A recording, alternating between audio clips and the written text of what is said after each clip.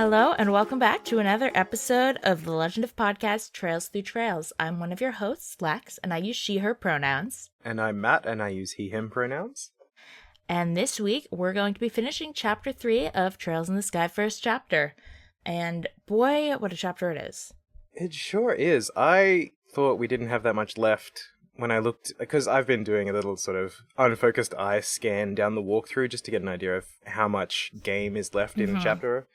There wasn't that much written down for the rest of Chapter 3, but a lot sure did happen, because I think my notes for this episode are maybe longer than last episode, which is wild. Yeah, it's weird when you look at like a walkthrough for Trails, because sometimes not much is in a walkthrough because you don't actually have to do much, but a lot of story is happening. It's just whether it's a lot of cutscenes or a lot of just like story battles, but not like that kind of thing. So sometimes it can be deceptive because you're like, not much is going to happen, but there's actually a lot of plot happening. It's just that they don't need to tell you where to go and what to do because you don't have to that much input. You don't have to do that much input. But before we get into that, what else have you been up to this week? What have I been up to? At time of recording, my review for Clair Obscur Expedition 33 is now out in the wild. I loved it. I finished the game. I won't say anything too specific because I don't want to ruin the experience. At this time, there are a lot of people going crazy for the game, realizing how good it is. Yeah. Which I love.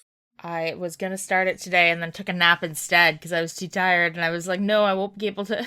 I'm so excited to start. That's probably for the best. Like, you want to be well rested going into the story because it starts hard. Yeah, I've heard that. Warning to anyone, if you go to read Matt's review, I read the review the day before the game came out and then immediately pre-ordered it on PlayStation. Like, while I still had it open on one tab, I went into the other on my phone and bought it. So be warned, your wallet might not recover from the review, but you should read it because it's a great review. Hence, thank you. You know, me being out $60 Canadian. And it is always nice when my reviews go out and I meet the consensus of the journalists, because games journos can be a bit negative. It's just you get jaded about the job when you play too many games, I think. But I try and focus on finding the positive, and it wasn't hard with Expedition 33. Yeah. That game French as hell. Like, it's just real sad at times, but it's very funny at times. It looks stunning. I think I'm going to play it in French. With French audio. So it came up at work, the possibility of me taking French clients, because I grew up speaking French. I grew up fluently bilingual. I went to an all-French speaking school where you got detention if you spoke English on the playground. Merde. Run by Quebec separatists. My family was not, but they were like, well, you know what's going to make sure that she's fluent? If we send her to school with people where she's not allowed to speak English. So that's where I went. So until I was 11. And then I still lived in Montreal and for a few years after that, and then still was in Canada for high school, so I was still taking French class. It wasn't until university that I kind of started to lose it because I wasn't living in Montreal and I wasn't going to school in Canada, so I lost the practice. So I'm rusty, but it's like riding a bike kind of thing where when I get into the habit of it, it comes back pretty quickly. Yeah. And now that I'm like, oh, I would actually really like that because there are a number of Francophones in my area, but not as many Francophone lawyers. So would be cool to be able to practice. I mean, obviously, I'd still need to brush up on like legal terminology and stuff that I didn't learn in elementary school, but I need to practice my French. And I found out that obviously it's a French game. They have a good French, translation. I haven't decided if I'm going to do it with just the dub in French or if I want to really bite the bullet and try to play with the text in French too, if that's available. Ooh, I think it is, yeah. It probably is. I haven't decided. Part of me is like, if I look up a guide or like help for anything, I might have different terminology and that might get confusing. Like if it's, not the same like terms for the battle system and stuff. But I could figure it out. I'm not too sure about the battle terms. I mean, of the movesets, a lot of the names do have French words in them. You have a fencer, Maëlle, on the team. Yeah. So all of her moves are sort of described in French terms. But so are a lot of the other ones. Yeah. I'd be curious to see what the French experience is like. I played it in English because I need to be able to listen and not constantly be staring at the screen, especially when I'm writing stuff down. Oh, the same here. If I didn't speak French, I wouldn't be doing a French dub. I think it's great that when people are able to like play a game, like people who are playing the new Assassin's Creed game with Japanese voice tracker, I think that's really cool. But I'm bad at that because I'm bad at like listening and reading. Like if it's playing out loud, my eyes want to look at things other than the text. so then I'll miss things. Yeah. So I prefer dubs, but because I speak French and understand French, I should be fine. Like, that's not going to be an issue in this case. So, yeah, that's my Yeah, intention. I don't know anything about the French voice cast, but I know that the English voice cast is jam-packed with stars, some of which I didn't even recognize off the bat. Maëlle is voiced by Jennifer English, who plays Shadowheart in Baldur's Gate 3, so spotted her immediately. Ben Starr from Final Fantasy 16 plays a character called Verso, who I, first of all, sounded immediately like Clive, but eventually I sort of dropped that comparison because there was more variation. I think it's just that Starr is one of those actors like Matt Mercer who has a very distinctive voice, and it's hard to kind of separate from that sometimes. Ben Starr is so fun. I He's love just that such man. a fun He's guy. such a sweetie. He loved Final Fantasy so bad. Oh, yeah. Final Fantasy 8 champion as well, which I personally agree with. Like Final Fantasy 8. Yes. If you don't like Final Fantasy 8, that's a problem that you need to address. I own it, but I haven't played it yet. Oh, it's so good. It's the Final Fantasy I think I've gone back to restart out of nostalgia the most times. But I've never gotten farther than the initial seed exam right at the start of the game, because that's just kind of an annoying bit. Anyway, who else is in the voice cast? Oh, Andy Serkis. Golem's in there. For his voice, not his motion capture, which is very nice. Huh. And there's a bunch of others. There's also Devora Wild, who in Baldur's Gate 3 played Lae'zel. In this game plays an undisclosed role to be revealed. Ooh. It's just, it's a packed voice cast. I'm very excited. That's awesome. I have been playing a new game as well. Well, I've started a new game the other day. I'm pretty early into, what's it called? 100 Line, The Last Defense Academy. Made by the creators of Danganronpa and I think AI the Somnium Files. It's kind of like a Three Houses inspired idea, clearly. Like, it's a tactics game set at a school, but it's not a Three Houses type story. Okay. I'm still really early in. I'm still in the demo area, but it's really interesting so far. It's one of those games that starts with like a really slow cutscene of like, this is my normal ordinary life and nothing interesting ever happens. And then of course something happens, but you get enough of that setup that you're like, really? Am I really just watching like you eat breakfast and like talk about irrelevant things for a second? And then, there's interesting tidbits right at the beginning. Like you see outside, like the whole world is under a ceiling and there's weird speakers of drills of like, some weird alarms that everyone has to go into shelters every day and just like there's weird things, so you're immediately like, okay, there's clearly something weird going on. Like it's not just normal modern society, but it takes a few seconds for it to get there. But then it gets really interesting. It seems that you're drafted. Almost like a Persona Awakening scene happens. It's some sort of apocalyptic event has suddenly hit, and you're not. This is all in like the first like 20 minutes. I'm not really spoiling anything.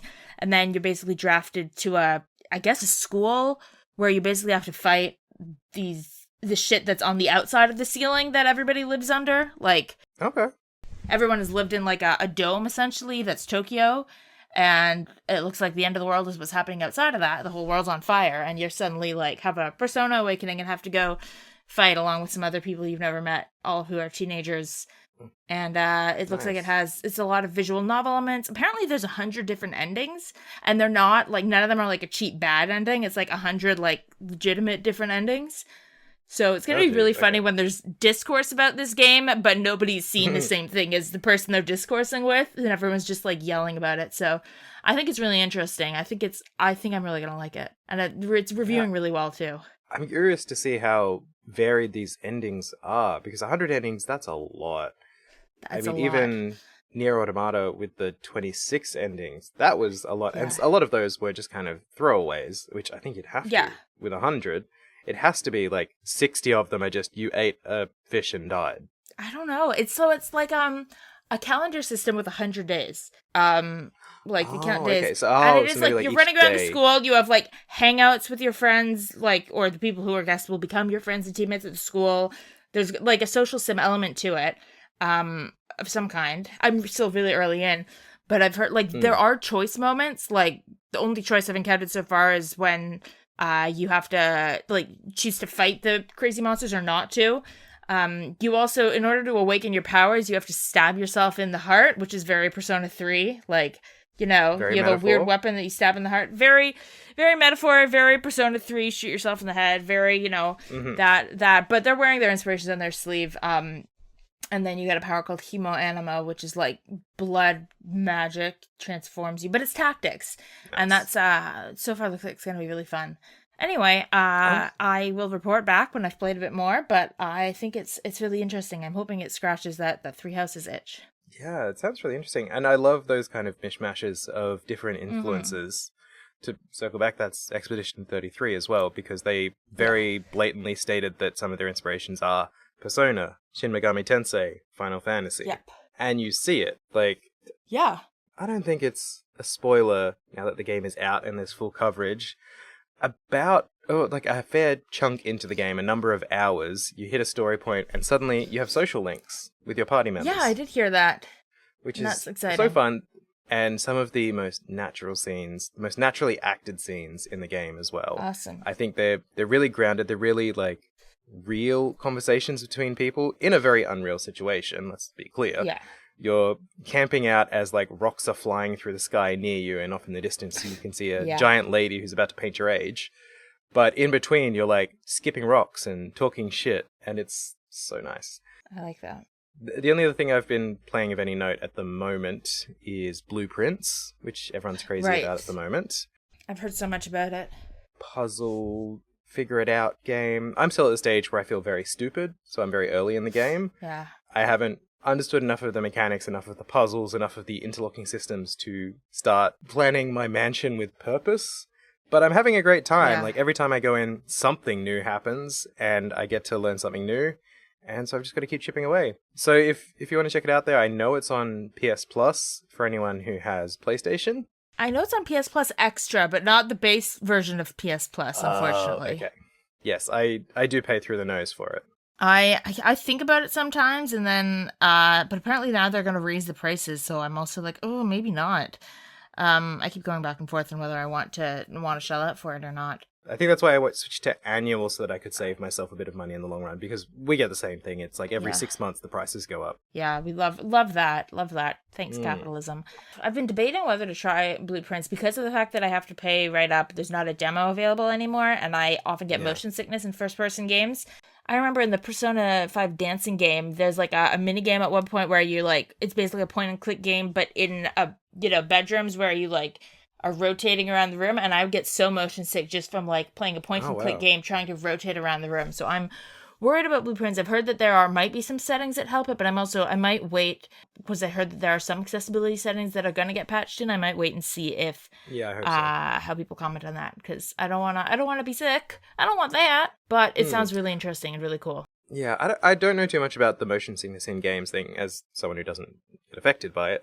But I know that the default view angle on Blueprints is kind of, the depth of field is pretty, I don't know if it's high or low. It's the thing where the edges of your vision are sort of crunched together, like they're being warped in a fisheye lens. So gotcha. I don't know if that makes it better for motion sickness or not. I've heard that people are having trouble with it, but then I've heard a few people saying they've changed some settings and it's gotten better. Okay. It's weird because I only get motion sickness from this kind of thing, not in real life, not in like not roller coasters or anything like that. Like, it's just video games. I don't get it in games, but in the last 5 years, I can no longer be on a train, bus, tram, and look at objects passing by very quickly, because that makes me feel sick. Yeah, I get that. Well, at least nobody painted your age and killed you. That's true, because I would be already dead. And now that I'm continuing to age, that gives me more time to play Trails in the Sky First Chapter, Third Chapter, Part 2. Would you like to talk about Trails in the Sky First Chapter, Third Chapter, I would Part like 2? to talk about, and I think everyone listening would like us to talk about it too, since that's what the podcast is. So yeah, I'm very excited to talk about it, because this is a fun chapter. Second half specifically, like a lot of stuff happened, which is exciting. Sure. Let's get into it. Enjoy the show. So, as we pick back up where we left off, we've been charged with going to Carnelia Tower, because soldiers have been spotted there by our good friend, the unsuspicious Professor Alba. Yep. We are looking for, as a reminder, the kidnapped Professor Russell. A lot of professors in this chapter, I guess. He's been kidnapped, and Tita doesn't get to come with us, and she's not happy about it. She is not a fan. She wants to help her grandpa. She loves him so much. and just gets shouted down about it, basically. Yeah. So she has run out crying. We feel really bad, but also don't want to take the kid into the danger zone. So it's time to go to Carnelia Tower, but first I went to Wolfgate and found chapter 7 of the Carnelia books. Oop, I missed that. And then I went to the other Carnelia, the tower. You can probably, I don't know if you can still get it or not, but probably. And maybe you can buy them in the next chapter too. Like, I don't know. Yeah, maybe. But I'm pretty sure you can get all the chapters. You have access to read them in second chapter. You're able to read them. Okay. I believe. So worst case, you can read them there. Yeah, nice. I haven't sat down and read any of it yet. Because I wanted to wait until I had the whole book, even though I missed the first chapter. No, wait, I got that one. I missed a later one. You got it at a store. Chunks are missing in the story. Hopefully nothing important happens in the plot of those chapters. Before heading out for Carnelia Tower myself, I did a quick lap around the city just to see if there's anything to do. Firstly, I ran back into ZCF to try and return the library book that I found at the hot springs. She ain't there. She's not there? She wasn't there. There was no one in the library at that point.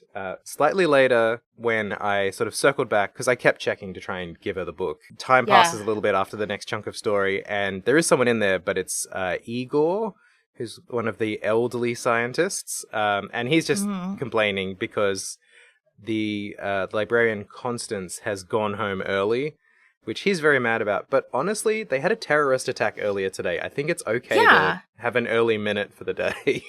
Yeah, exactly. Like, dude. I was upset about it, but I can understand it. I was just upset for side quest purposes. I mean, maybe Igor has a side quest too that he needs to deal with. Yeah, he's got his own Trails in the Igor going on. But I did notice in the lobby, Dorothy was hanging out next to the ZCF store, and she's just drooling over the different camera lenses. Yeah. I think she says something about, I always go with the Type 5, but these other ones look good too.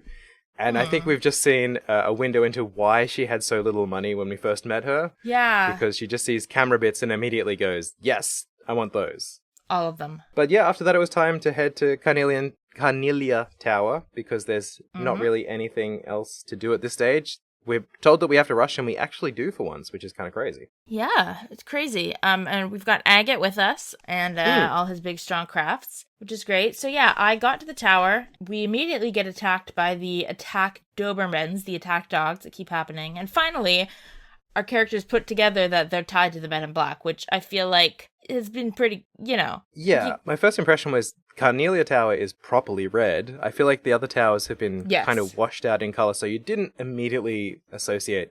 Like Amberl Tower was kind of stone colored, so it didn't look that yellow. And we had Sapphireal Tower, which was a bit blue. It was blue. There was green. Asmelis Tower was green. But it's also, I get what you mean. They aren't quite as vibrantly colored as Carnelia. They all just kind of feel like naturally, like old rock colors, whereas the red of Carnelia Tower really jumped out at me. Yeah. Also, it looks like if Estelle stood up against the wall, she could blend in and vanish, because her hair and costume all kind of like match the vibe of this tower, which did send my brain spinning for a second, going like, oh god, is this a Destiny thing? Is each of the towers associated with one of the party members? Who's who? Josh is blue. Oh god, but then Tita's red as well, so it doesn't matter. Yeah, I know. We're not quite color-coded. But I'm just so ready for all these conspiracies. I mean, Tetra means 4, right? There's 4 towers, so... True. But yeah, when they say, maybe they're tied to the Men in Black, maybe the Dobermans are related to the Men in Black. Yeah, dude. Like... Yeah. Did you think that the Dobermans and these random soldiers were just independently hanging out at the tower? No, they're related. Agate also reveals / confirms that this job of chasing down these Men in Black, it was Cassius who gave it to him, which we kind of knew. Like, we knew that Cassius had given him work that, like, passed on a job, but he confirms that, yes, it's the fact that he's chasing down these men. And it is kind of rough in the tower. It is definitely a bit of a... Partially because I keep getting lost, and partially because some of the monsters hit hard. Sucks that we don't have Tita. It would be really useful if she was here. Oh my god, Tita, yes. In particular, on the 3rd floor of the tower, there's one room in the center which is just full to the brim with monsters roaming around. The little packs of... what are they called? The pumpkin poms? Yeah. Little fluffy dudes.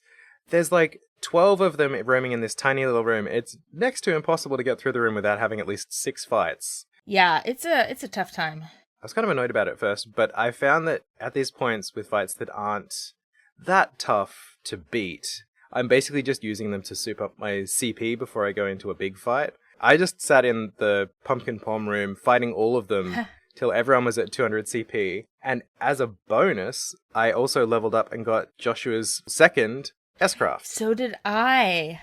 Oh, it's so good. It's everyone hits everybody on the field, which is awesome. Black Fang. Yeah, it's not just an area attack. It's the whole combat area attack. It's real good. Black Fang. It's real good. Yeah, I think what I found frustrating about the tower is that because I like to use arts, and the only area of effect water arts are like the most expensive one, and because that's what everyone's weak to, I'm always like a little frustrated because I'm like, I don't have just like a giant. If I can use aerial to take everyone out, I'm really happy. But water, I didn't have any water arts on Joshua either, so I was annoyed about that. But I never changed it. I just kept being annoyed about it.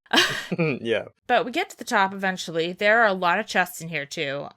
Oh yeah, the floor right before the top. Everyone gets a new weapon. They're all monster chests, so it was just another chance to kind of like soup up your power and then heal to recover before going upstairs. Which I forgot to do. I was like, oh, I'll keep going. And then I was like, oh, that was the last floor. Whoops, now I'm in battle and everyone has half HP. I did get a bit caught out as well because, I'm so used to the Trail series being so kind and putting an augment station, a pocket watch winder, right next to every single boss fight that I was just like, la-da-da-da-da, and I went upstairs straight into the fight with Joshua hanging on for life at the time.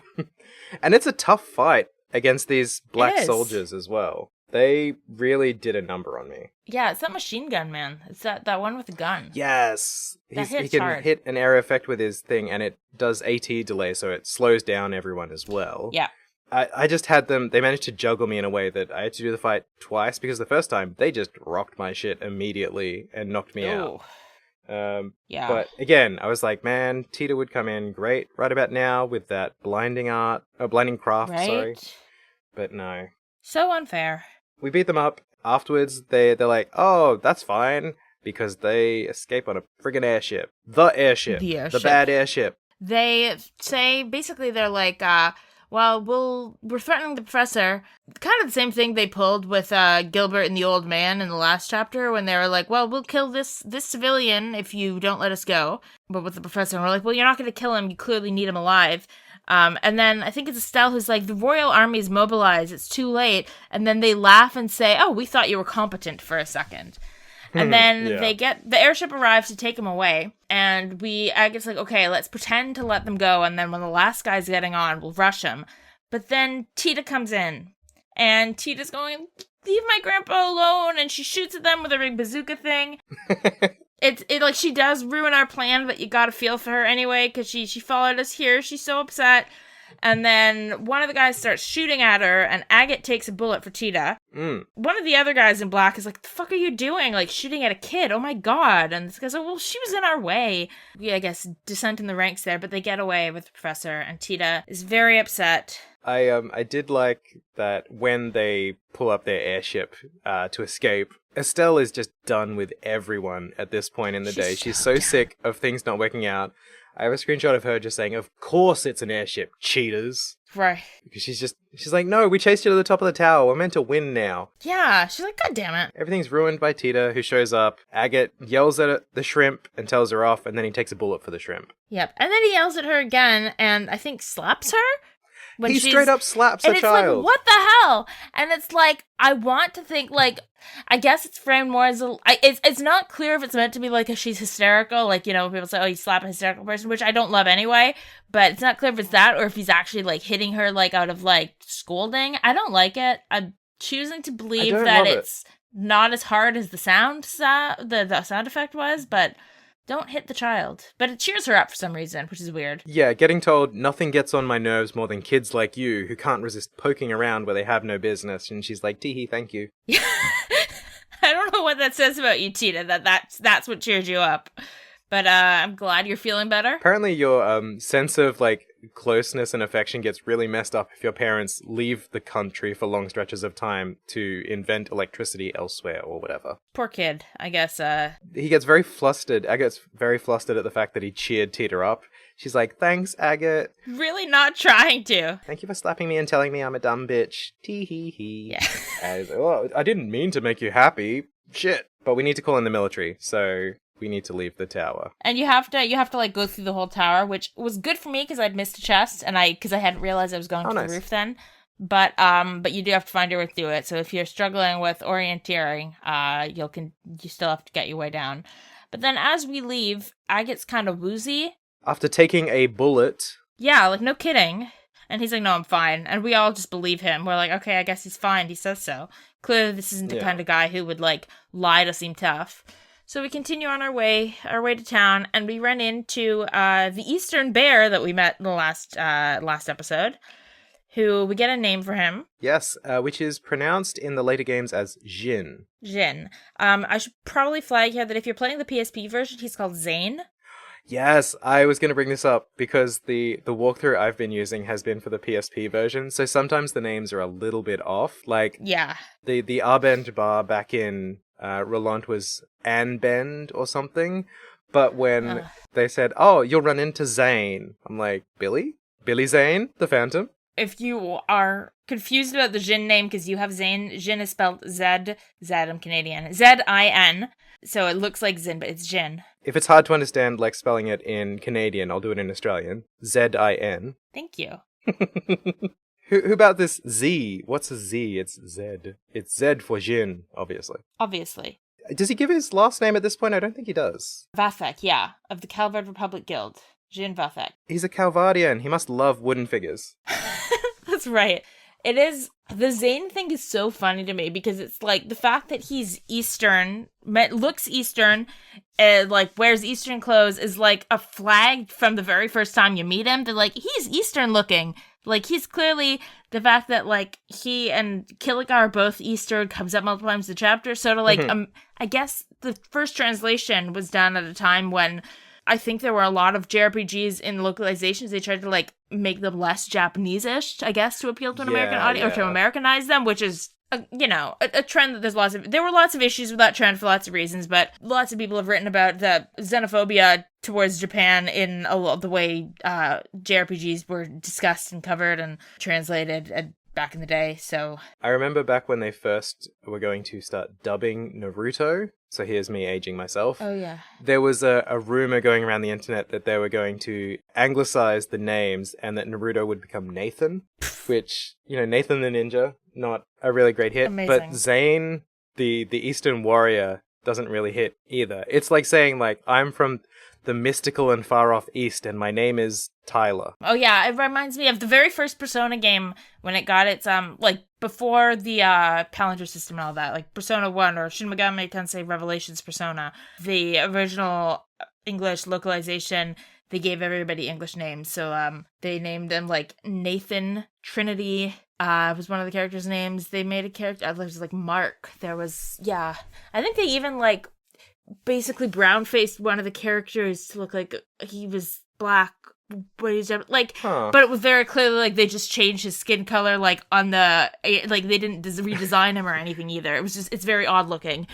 Points for not just trying to make them all white kids, but also like, dude, what? Nathan at the Tokyo High School. I still haven't played Persona 1. I do have it on my little Anbinic emulation device, so I'll have to check it out at some point. But that's for another podcast. For now, Jin says hello, and Agate says flump and falls down. Flump. He's overcome by the bear and his tree trunk-sized legs. Bullets were laced with something. Joshua, like, gets right to, he's, like, checking the pupils like a pro. CSI Joshua at it again. Right? CSI Joshua. And he's like, the bullet was clearly laced with something. And Jin then carries Agate all by himself all the way to town. Mm-hmm. So I guess this tree trunk legs aren't just for show. Guy is strong and helpful. Yeah, it carries him all the way back to ZCF's clinic for us, which is the nearest doctor, apparently. And they don't know what poison it is, so they can't just immediately cure him. His life's in danger. And they said, we don't know what to do, but Father Vixen might. We love you, Father Vixen. Weird thing for a priest to know, like have detailed knowledge of toxins. Yeah, when I headed over to the church and chatted to Father Vixen, he said, thankfully we do have an antidote here at the church for virulent toxins. Why? Neurotoxins too. Like, I know that in the world of Trails, the church is also like the medical head of medicine, and we know that Father Divine was is like a master of medicine mixing. But yeah, it's so specific. And then he's immediately like, well, no, that's not really what it is. We're able to make stuff to boost his immune system so he can fight it himself or something. Yeah, it's kind of the concepts of Eastern medicine in our world. Yes. And in their world, because Jin points out that this is an Eastern type of medical philosophy. Yeah, not about curing the disease, just about preparing the body to deal with it itself. Which is interesting. They also mention at the clinic that Father Vixen has built up a substantial knowledge of medicine by tapping the Septian Church's millennium-old archives, and that he's particularly learned in pharmacology. Why is this stuff not widely available public knowledge? If we have this complex medical information, shouldn't it be somewhere else besides a millenniums-old archive?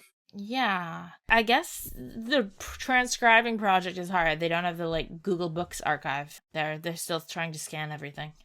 Yeah, gotta get on the cloud. You gotta work on it. But Father Vixen, who I love the fact that it's Father Vixen and Father Divine are the two medical geniuses we've met. Like the two top tier drag queens of the church are the two medical experts. I love that. Because it's obviously clear that Father Vixen is the only one on Father Divine's level. But he tells us we need to go to get Zemuria moss in the Limestone Cave. And it's like, but it's super dangerous because like usually groups of bracers have to go out. You can't just like have one lone person go off to collect it. So we go to report to Kilika and be like, okay, here's what we've learned. Apparently the cave, she's like, yeah, it's super dangerous. Every time we've sent people before, we've sent teams of 4 veteran bracers. Like junior bracers going is tough. But Jin comes along, so that'll make things better. And Tita insists on coming along this time too. Not only does Jin come along, he goes to volunteer to come along, but before he can even get the words out, Kilika's like, Jin will go. Yeah, he'll go. Just reinforcing that apparently they know each other because she's just like dobbing him in for work. Yeah, so we head off to the Limestone Cave, which I did a brief tour of previously by accident. I got lost in, I remember you told us. And got lost in. So this, I will sing out that in the show notes, I think every episode I'm going to put it, just this link to an archive of maps of every location in Trails in the Sky. Cities, dungeons, everything. Very helpful, especially for the towers, especially for this Limestone Cave, because it is a maze. It's kind of a big loop, so it's easy to get turned around because there is no map. But I did a lap around. Turns out I got in like 3/4 of the chests. A heads up for next chapter, if you have not been checking ahead to the maps, but when you play the final chapter, chapter 4, there's some areas you'll definitely want those maps. I mean, you don't have to, but you'll probably be real glad. The final chapter has some confusing areas. There's a reason we're able to record this podcast weekly, and that's because we use the goddamn maps. Because otherwise we wouldn't get through these in any reasonable amount of time. Otherwise we'd still be lost in, like, the Nebel Valley in chapter 1. I think I'd still be in, was it Sapphiel Tower that really fucked my shit up? Asmelas was the first one. Oh yeah, Sapphiel also fucked you up, and Ambrel did the too. up-down layers. The tower struggled. Carnelia Tower, a lot easier to navigate. I barely needed the map, but some of them is, man, someone needs to get in there and rebuild all those broken walkways because it is impossible to work out how to get through. Oh my god, yeah. But we're done with Carnelia Tower for now. No, we're in the Limestone Cave now. Full of penguins. So many penguins. Oh, so many penguins. I like that the different colored penguins have different descriptions. If you have the information quartz, like they have different summaries of what they do. Like one of them throws fish at you. Yeah, that guy sucks. Yeah, but it's very funny that it's like he excitedly throws fish. There's 2 different monster chests in the Limestone Cave as well that are full of every kind of penguin, and it is a rough fight. They are a really good use for Black Fang, Joshua's new S-Craft. I was very happy to wipe them out en masse because there are so many of them everywhere. But we finally make it back down to the very bottom of the cave, where I'd already been. I saw the big glowing rock there on my tour. I did have fun running around, collecting all the chests, knowing where I was going. One of the ones that I missed had a really cool chest message as well. It says, The chest is empty, but covered in scratches. It spells out, Mr. Tiddles was here. What? I flagged that one too. Is that a cat?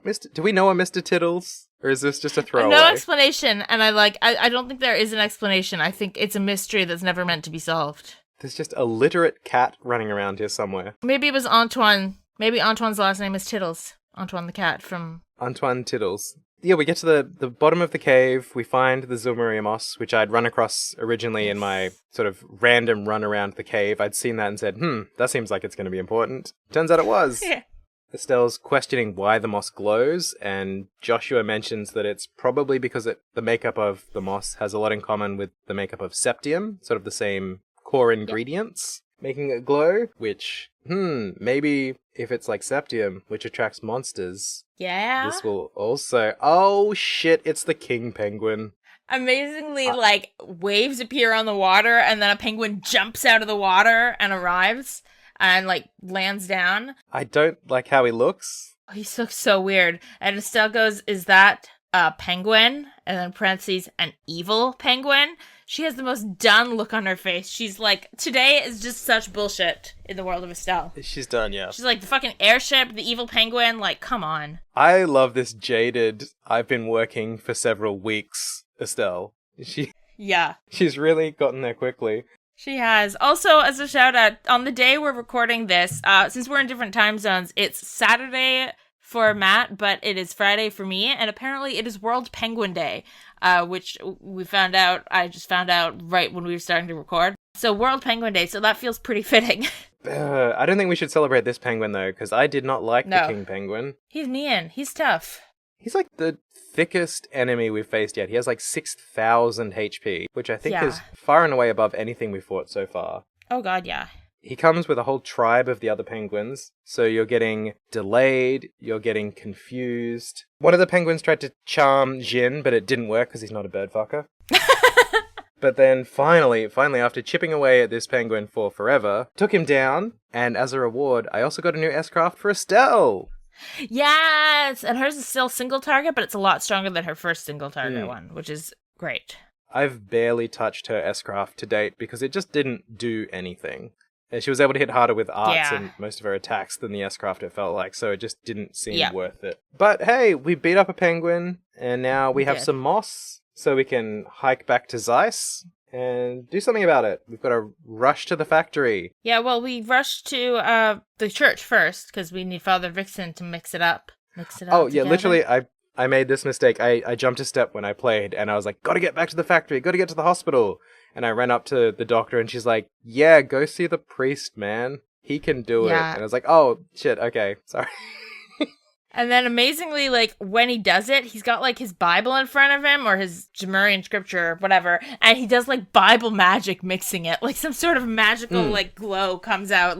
I just wrote, he uses Bible magic to mix the medicine. Yeah, it reminded me of Frieren, the anime, because they make a distinction in that series between, combat magic, which everyone knows, and then religious healing magic, which is contained within religious texts and can only be done by priests. So I thought, maybe there's a separate kind of goddess magic that only religious figures can do. That's pretty cool.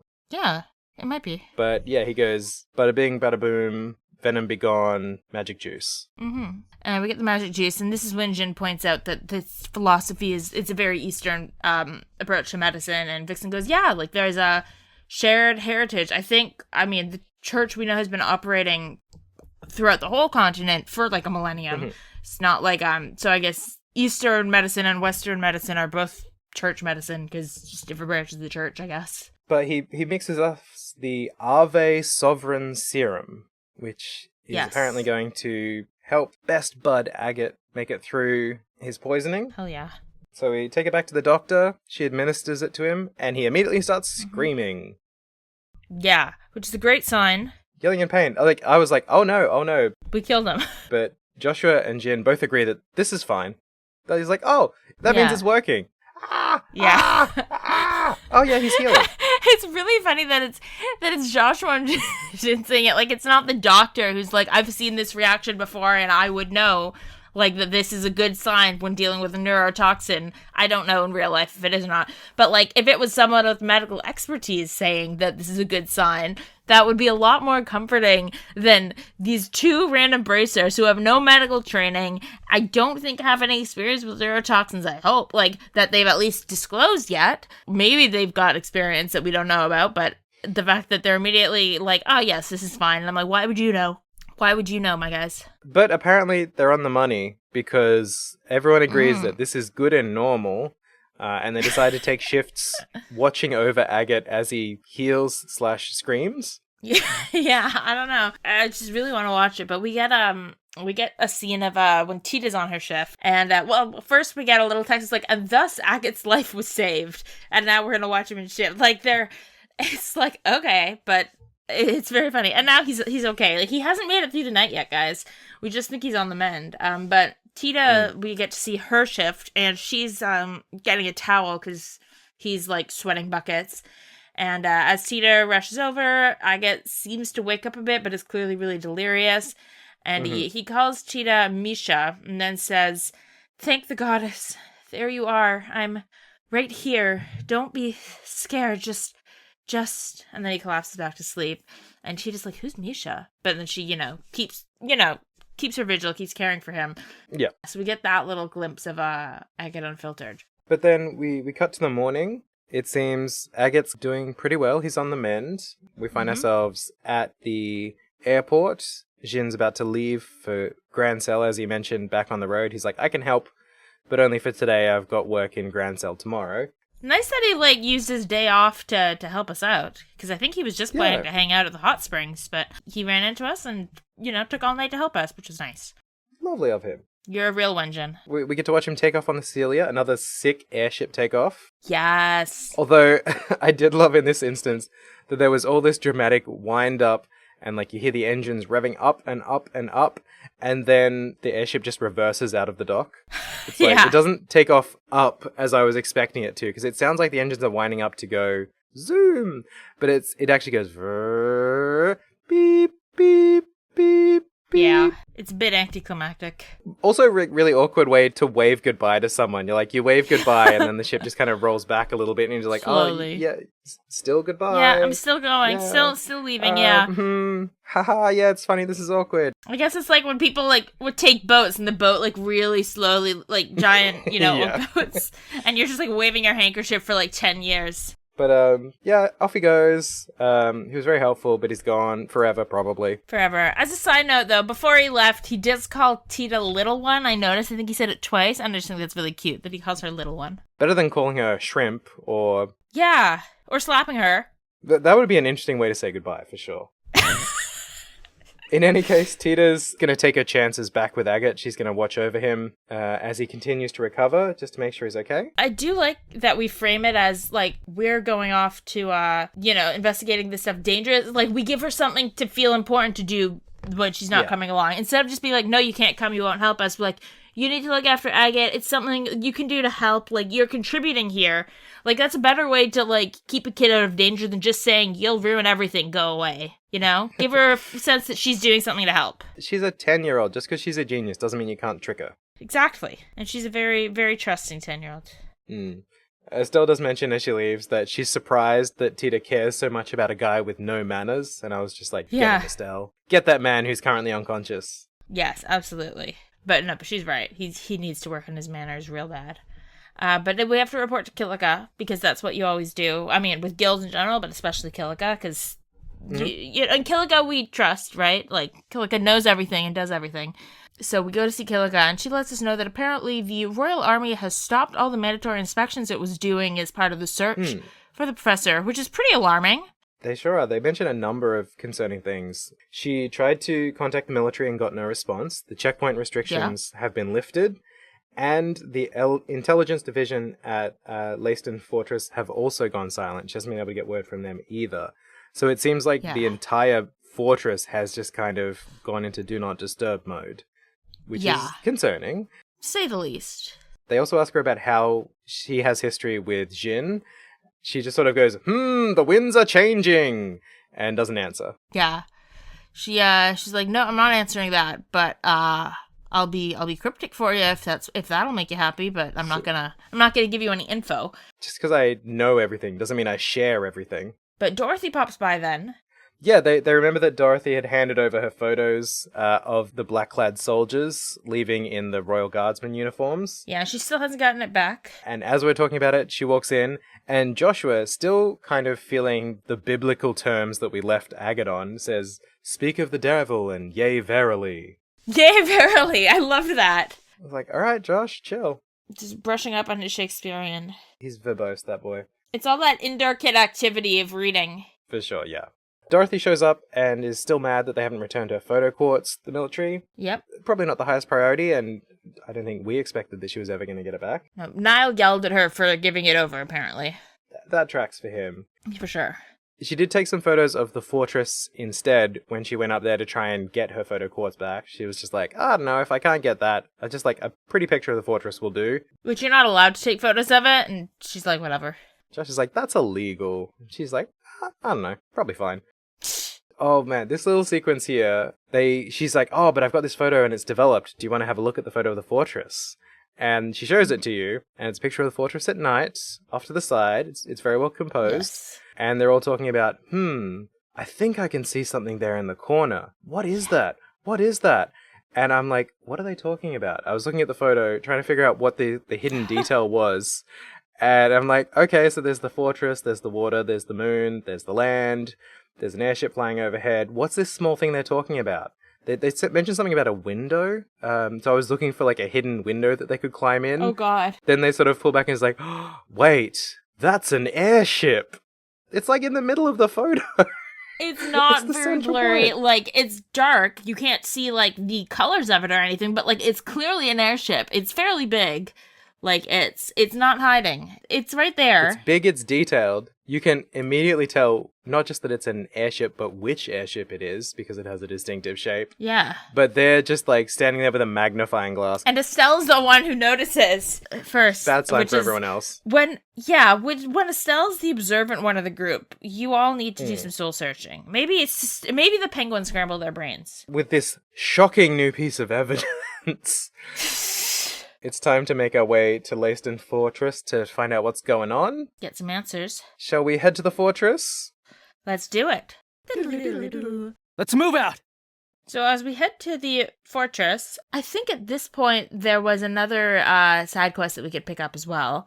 Just a monster on the road. Yes. So I did that. I mean, he was tough to kill. I think that one's mandatory because you can't get past it to the fortress unless you do it yet. But you get BP for it. Another Ritter Road monster. And anyway, I killed that guy. Carried on my merry way. Mm-hmm. Discovered, as we get to Leiston Forest, we learned that it was apparently the main base of the counter-offensive in the war 10 years ago, which is interesting. Mm-hmm. It's a lot bigger than Hawkingate, which is weird because Hawkingate's the one that actually borders on the Empire. You would think that you'd build a bigger fortress on the border than just in the middle randomly of the country.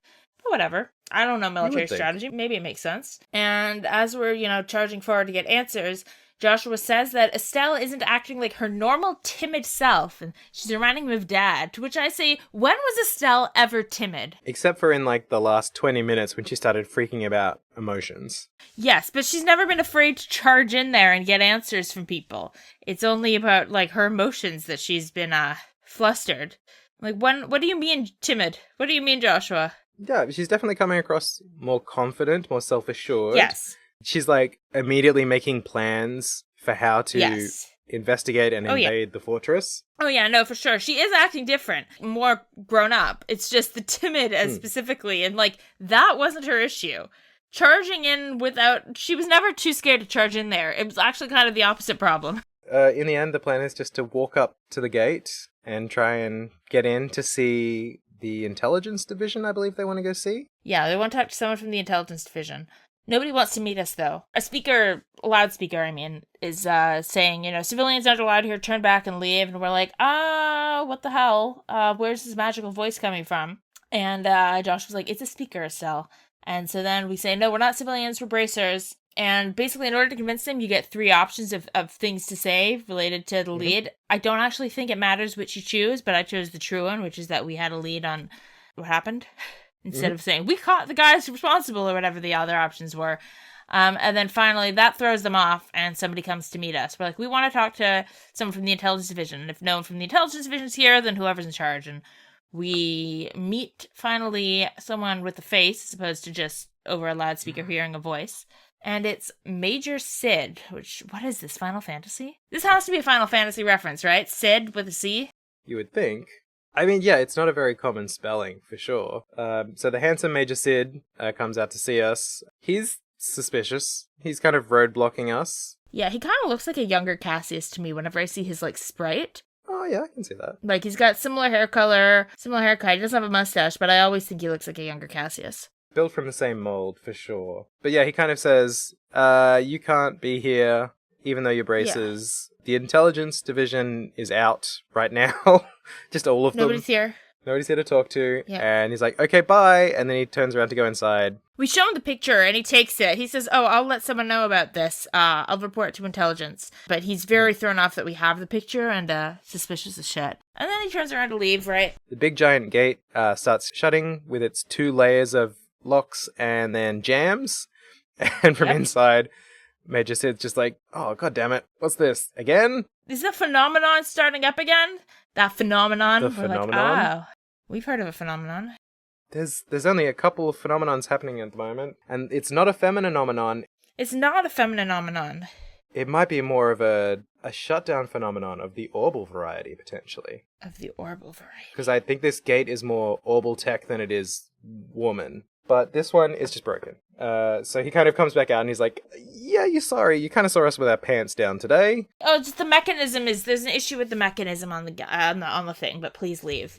But immediately when they hear it, Joshua and Estelle are immediately like, wait, we definitely know what's happening. They clock on right away. They're not like, I wonder what that could be, which is nice because Estelle at the beginning of the game would not have immediately clocked what was happening, like that this was the orbital shutdown thing that was suspicious. She probably wouldn't have, and now she immediately clocks it. Joshua doesn't need to cue her in, which I do like how Estelle, we've seen her steadily grow and develop in the game. Yeah, Detective Estelle. Oh yeah. It doesn't seem like we can do much more here, so it's time to start backtracking. We get to the far end of the very, very, very long drawbridge. Yeah. And they're kind of like, well, we should probably just head back to town and kind of report all this back in. Yeah, we shouldn't talk about it right next to the military fortress where they disappear people. Yeah, because at the far end of the gate, Estelle's like, hey, there was an orbital shutdown phenomenon. I think maybe the professor's in there. And Josh has to calm her down and say, no, we don't. We wait for the parlor room for the reveal, Estelle. Let's not talk about it here. But we go back and talk to Kilika because that's what you always do when in doubt. So we're letting her know what's going on, and then while they're talking, Tita and Agate show up. And Agate's like, sounds like you found a lead on your friendly neighborhood criminals. Cool line, bud. Which I just enjoy that. How many times did you practice that outside? But he walks in and they're very surprised, like, oh my god, you're up and about. Are you okay? And he's like, yeah, I just woke up a few minutes ago. So he woke up and immediately ran to work. A neurotoxin that almost killed me. And getting shot, let's not forget. He got plot shot, not combat shot, so it matters. Yeah. But yeah, he's here. He wants to charge off on the mission with them. Tita is immediately manipulating him to take it easy, which is great. Oh yeah. She's good at this. Be careful. He's just so flustered by her at this point that he's like, oh, it's so funny. Shit, all right, I'll try. And Agate's immediately like, let's infiltrate the fortress and just bust it all down, take it all out with one stone. And Kilika's like, that'll breach the non-intervention clause. And they get into, again, like with the Mayor Dalmore thing, that they really have to walk a fine line because they're not allowed to interfere with political stuff. But then Kilika walks through how because this is, I can't remember the numbers, I think it's Rule 1 is that you can't interfere. Rule 2 is that civilian safety overrides any other part of the Bracer Code. And because there's a civilian in danger, Professor Russell, they can override the clause of non-intervention. Which it is kind of funny how Kilika's like, you can't do that. And then it's like, but you can, it's okay. But the way she says it is, basically she's making it clear that that's the logic they're using. But it's still a risky thing to do. For the guild, they're in a legally really gray area. This is not advisable. She says, I really wouldn't, I shouldn't ask a junior bracer to do this. I'm asking you to do, I'm ordering you to do it, but I shouldn't. She says, I'm taking responsibility for your actions.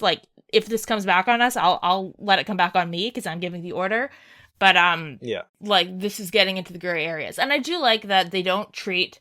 the fact that not being able to intervene politically as bracers is problematic and gets in the way of your ability to help people. I think in a lot of other games, being non-partisan, non-political is just neutrality is treated as an inherent good. And I like that right from the first Trails game, they really tangled with the fact that political neutrality can actually be a problem in itself. It can be political in itself to be apolitical, and that. Do you know what I mean? I think it's... Yeah, and that they're trying to navigate around bureaucracy in the sake of justice. Like, the fact that they're non-political heroes of justice doesn't actually mean that the non-political thing helps you be a good hero of justice. Sometimes that's what hampers your ability to help people. Because political violence isn't always, flashy, bang, bang, sometimes it's more insidious and less black and white in terms of, they're shooting a civilian, that's bad. Sometimes it is that in the world, but it's not always that obvious that, that's violence, so I can stop it. That not all violence is physical. Yeah. Now that we've found our bureaucratic loophole, we have to figure out how we're going to invade the fortress as well. We can't go by sea because we'll get spotted.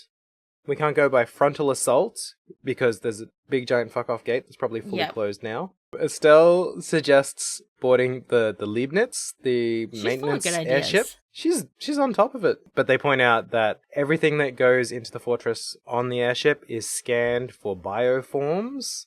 They have some sort of biological scanner, and that doesn't seem like it's going to be a thing, but maybe it will, because Tina reminds us. Yeah, we saw Chekhov's gun earlier. It is we did. A cloaking thing.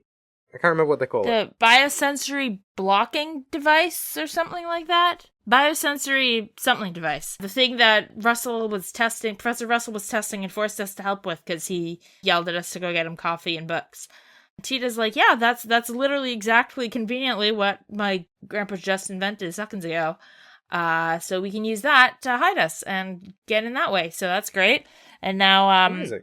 Yeah, so now we gotta go to, just go over to the professor's lab, the one that's in his house, not the one in the factory, and pick that up. You hunt around the house briefly, it's just kind of lying on the floor somewhere, which doesn't seem like a good place for an invention, but I think we've established that Professor Russell... Tita's like, whenever he's done inventing something, he just chucks it in a corner. The inventing is the exciting bit, not the invention.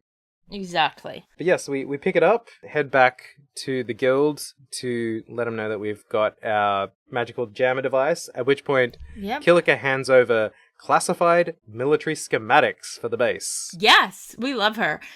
She sends us a map of the whole base that she definitely shouldn't have, and when we ask her how she has it, she's like, I have my sources. Yeah, she says the guild is a much more complex organization than you might think. There's a lot going on under the scenes, behind the scenes, in between the scenes. Receptionists at the guild are intelligence officers, straight up. They got a lot going on. A strong internal life that we're just not aware of. She says it's not ideal to have junior braces doing this job, but we need the job done. Unfortunately, the only way in is to take Tita. Oh, I did want to say, sorry, I was trying to pull up the screenshot. What she says about how she got it is, the guild has ways of obtaining information it is best that you do not know, which is so ominous. Ominous as fuck. Like, did you torture a man for this, Kilika? Is there a waterboarding station behind your desk somewhere? I wouldn't put it past Kilika. But yeah, Tita has to come because she's the only one who can operate it. And we're like, well, shit, we can't argue against that. And Agate really doesn't like it, but eventually she wears him down. Yeah, because he's a big softie, as we've revealed. Mm-hmm. So that means it's time to go to the Leiston fortress, except it's side quest time first. Exactly, because finally you can finish some. I was able to hand in the thing to the book to the librarian a little before this, but then I couldn't leave the right way. Like, you keep not being allowed to leave out certain entrances. That really got me because I mixed it around a little bit in the order of how we're talking about it. But before going to Leiston Fortress, I did make another trip back to the archives to see if Constance had started work for the day. She had, thank God. Yeah. So I handed back the Hot Springs book. She gives you the mission for the next one, which is an even more obscure clue. This is the point at which I realized that if it weren't for the walkthrough, I never would have finished these side quests because it is so opaque. You're given a clue, which is just a symbol. It kind of looks like the 5 side of a die, but with the middle dot changed to a cross. And I was just like, what the fuck? Do I have to hike all the way back to the casino several towns ago? No. Oh, God. Turns out it's actually something down on the Trat Road. But yes, up until you've returned from your first attempt to get into Leiston Fortress, you can't go south because you go through the gate. And Joshua's just like, Estelle, that's not the right way. We need to go east. Yeah, it's like, I know where I'm going. Shut up, man. I'm a librarian right now. Yeah, stop nagging me, Joshua. Finally, after this, also funny that when you try to leave the gate, there's that little dialogue and he's like, hey, no, we need to go the other way. And if you turn around and try to go again, like I did, because I will not be told no, he has a different line. He's like, didn't Oh. you literally just write this down in your bracer notebook? Oh my god. It's the other way. Oh god. Sassy Joshua. I'm glad you did that because Yeah. I didn't try that. I'm glad you got that extra dialogue. But finally, now that we've established that we can't just run straight into the fortress, we can head south to go find this book.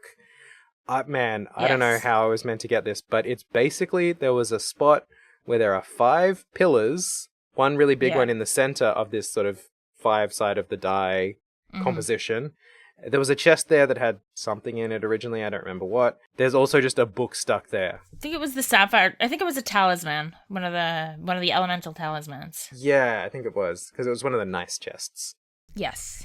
I don't know how I would have found that. That breakdown of the columns isn't even on the mini map for the area. Yeah. So it's not like you could scan the map and be like, oh, there's the shape that matches. You just have to instinctively know that this is what it is. I would have been done. Yeah, it's a tough one. I found that book and I ran it back. Then that shifts us over to Librarian +3, the final quest. Yes. Because it's at this point that Constance also reveals that this is all a game, that apparently it's tradition for them to hide 3 books, and you're just kind of doing the work for her. It's some nerd shit that they do around here. Clearly they don't have important bracer jobs to do. This is what they have to do with their time. Exactly. But they don't even use their own time to find the things. But the final clue is really weird. It's Something. like where the others were just kind of like, there was a description that kind of pointed you in the right direction, then a landmark that didn't help you at all. And then this one is a very obvious code of numbers and letters in a piece of text that spell out something. Yep. I have the screenshot if you want me to do it, since you've done all the secret messages before. Yeah, go for it. Ah, you, 3 in parentheses, 1 cypress trees, nestled, with a capital N, atop this grassy hill, exclamation point. Afflictions of the far of, parentheses, capital F space, capital L, and parentheses, lands. Well, ands, but with that L, it's lands. Yeah. Draw nigh unto, with N and U capitalized, me like wine barrels. Barrel is all in capitals, but the S at the end of barrels isn't. Tumbling lightly down a soft incline as I drift into reverie, with a capital R. Also, just really funny because one of the games is Trails into Reverie. Enveloped, capital E, within the resonance of the toiling bell, capital B. Exclamation point, end quote. I don't know what it was meant to be. What I got from this is the brackets that you have 3 and then FL, 3rd floor. Yes. And then Yep. barrel in capitals. Barrels. And then it Yeah. seems like the rest of the capitalized stuff is a red herring? It's not. It spells out all the letters together are an anagram for Annenberg, and the Sanctine Gate is part of the Annenberg Wall, which is the wall that surrounds the capital city that you were able to... So you have to be, like, really in on your shit to actually... Like, it's so obscure. It's almost worse than if it was a red herring, because it all spells out, apparently, Annenberg. And I did not get that at all. What it's the Annenberg Wall is the wall, the like wall fortress gate surrounding the capital city. The gate, the Garoon Gate that we could visit in the prologue, on the Roland side, and the Sanctum Gate here are the 2 gates that on the Annenberg, but they're all part of the bigger wall.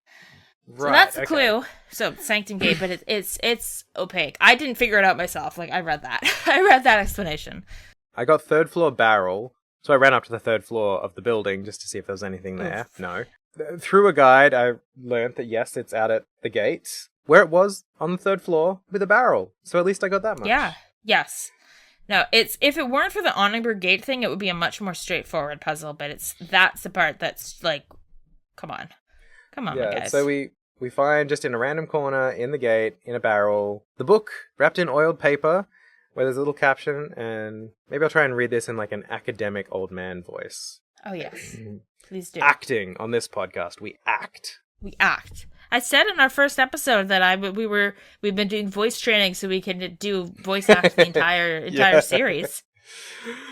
You thought I was joking, but nay. All right, getting into character. Old. Unique New York.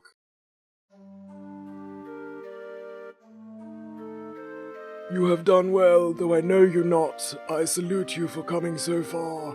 Allow me to introduce myself. I am a quartz researcher and the criminal who hid the 3 books. I have used the riddles as a way to find someone intelligent to whom I could entrust my work, and you lived up to my hopes and expectations remarkably. Consider the enclosed quartz your reward. Take care when examining it. Thank you all for all your time. I truly hope that my quartz will prove useful to you. P.S. If you have found this package by sheer chance, how embarrassing. And lucky you! Please return it to the second-floor archives of the Central Factory. So nice that he had a plan and a backup plan, whoever this person is. I love that. He's like, well, that's embarrassing. Yeah. And we get an Impede 3 quartz, which is very nice. Yeah, I was like, this was about the point when I started souping up my augment layout as well, because I was like, oh, I'm getting like 3s, I should probably update things. Which is when I used a very helpful augment guide, which kind of gives you suggested augment and quartz layouts per, not even chapter of the game, per sort of key point of the game. So yeah, whatever your team ends. I'll link in the show notes along with the map guide. But it just gives you some suggested builds based on the quartz you could have at this point. So some of them, it's like, you'll have this quartz if you've done this side quest, or you can just go like cash in to create some more quartz. And I did find that it kept things balanced and varietal. So not everyone was using the same set of spells, and I had a good spread of coverage across all the different elements. Which did come in handy. I actually put the Estelle's one in place before doing the King Penguin fight, and going through that whole dungeon where everything was weak to water. Oh, sorry, no, that was Carnelia Tower where everything was weak to water. That was where it came in really handy because, we'd get those big swampings of enemies and I'd just be like, area effect water spell, bye-bye everybody. Bye. We take the book back to the librarian. She's like, thanks for doing all my work for me. I have a screenshot of this one so I could read it to you all. 31 cypress trees. Because I find this one, I like this one. I don't know why, but I do. 31 cypress trees. And it's written kind of like a poem. So the good farmer Sheprot is the first line of every single verse, I guess. And then the second line changes. The good farmer Sheprot planted 5 cypress trees in his garden. The good farmer Sheprot dunged the earth carefully about them. The good farmer Sheprot suffered a year of pestilence. The good farmer Sheprot watched as all of his trees withered away. The good farmer Sheprot planted another 7 cypress trees. The good farmer Sheprot dunged the earth about them even more. The good farmer Sheprot suffered a year of bitter winter. The good farmer Sheprot watched as all of his trees snapped in the biting cold. The good farmer Sheprot planted still another 9 cypress trees. The good farmer Sheprot dunged the earth about them furthermore. The good farmer Sheprot saw his trees grow into a great canopy. The good farmer Sheprot watched as all of his trees broke under the weight of a great snow. The good farmer Sheprot, in order to perfect a single grand cypress, the good farmer Sheprot planted 32 cypress trees. The good farmer Sheprot, with his loving goodness for them all, the good farmer Sheprot bought 31 cypress trees to the depths of ruination. So it took him, he killed 31 cypress trees in order to get one grown, the 32nd. I didn't think the good farmer Sheprot is a good farmer. I find that quite entertaining. Dunged to the earth, first of all, like, I know what it means, but dunged is a really funny phrasing, I find. I don't know, it's like the opposite of if at first you don't succeed, try again. It's like, if at first you don't succeed, maybe stop being so fucking wasteful. That's the moral of this tale. Also, how long did Sheprot live that he was able to watch all these trees grow? Like, trees don't grow fast. Is this guy immortal? Or just really not understand how seasonal cycles work. It's like, oh no, my trees are bad in the winter. It's like, it's winter. That's how they go. But they kept dying and then growing again. Like, he clearly was alive long enough to watch them grow into a canopy and then fall under and then die again. Like, they grew enough to, like, die in these dramatic ways. I don't know, man. I'm curious about his life story. I don't think he's a good farmer, but I am curious about him. But the book is returned. Our job is done. We never have to talk to this librarian ever again. Never again. We just did all her work for her. Yeah, she low-key says, thank you for doing all my job. Yeah, now I can Finally, relax. I can relax. We can't relax, though, because it's time to get ready for Leiston Fortress. Yeah, it's time to infiltrate a military base, just casually. But I'm sorry, you can't be bothered to go look for some books, Constance. We have to infiltrate a military fortress. Day 1 of us being braces was fighting the military, and Day 7 is no different. pretty much. So we go off to the landing port now. At least I went off now. I did a little shopping at the general store just to get some ingredients so I could cook, and then I didn't need any recipes, so it turned out to be kind of a moot point. But we go and see the Leibniz, and it does some cool shit. Like, it's below deck, and then it, like, rotates all the way around and up. It's a cool animation, and Professor Russell invented this whole setup. Yeah, it's pretty wicked. I don't understand what it achieves. Me really. neither, but it's cool. I guess it has, like, It's there's a very maintenance. I think there's an area devoted to maintenance for the ship. Like, on top of being a maintenance ship, there's a maintenance area. And this is to get the ship from that maintenance area below, below up to the boarding platform.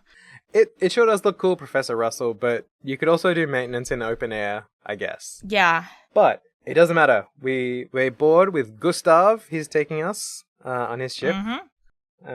All four of us. He's okay with Tita coming along this time, where he was pretty upset about her last time, I remember. But right as we take off, Dorothy runs in, and Dorothy's gotten some news. Dorothy's done some journalism and has some journalistic info now. She's got a scoop. She sure does.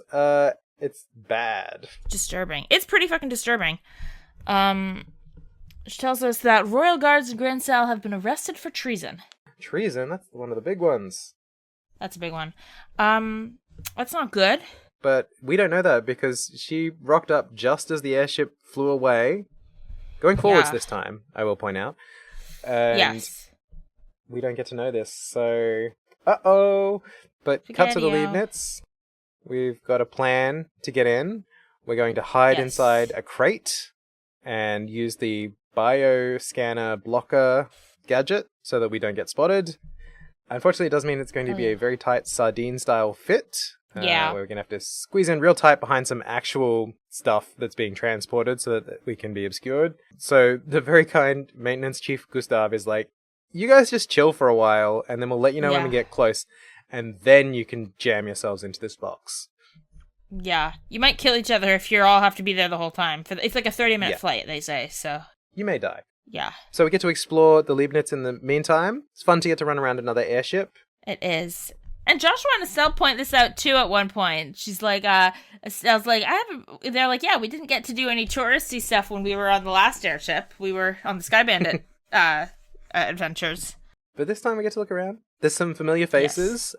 Faye from the basement of ZCF is working here. Good for her to get out a bit. Also, Antoine is here. Yes. I noticed, before we get to Antoine, our favorite, I noticed a little earlier some dialogue from Rutherford or something, like one of the older engineering type guys saying that they had hired a new person, maybe because that guy who turned down the job, and saying, like, it's a woman. But gender, I guess... Surprisingly, but gender doesn't matter when it comes to being a good engineer for the ships. And then I see Faye on the ship, so I think she's the one who just got hired or promoted in his place, which is cool. Good for you, Faye. I didn't catch that. That's amazing. A nice little continuation of that, of Clive and his brother, I believe it was. That sounds right. I was so excited to run into Antoine. When I ran into Antoine, I remembered that I have a translation of all of his words. I was hoping you did this. When you walk up to him, he says, "Nya!" Which actually just means these nails are bothering me. So he's just, I think he's just upset, like walking around with claws on all the metal surfaces. He's like, these nails are bothering me. It's like an annoyed reaction sound, apparently. I see. I thought it was great. It's just nice to have he's always got something to say. Our Antoine. Yeah, he's so chatty. Best party member we ever had.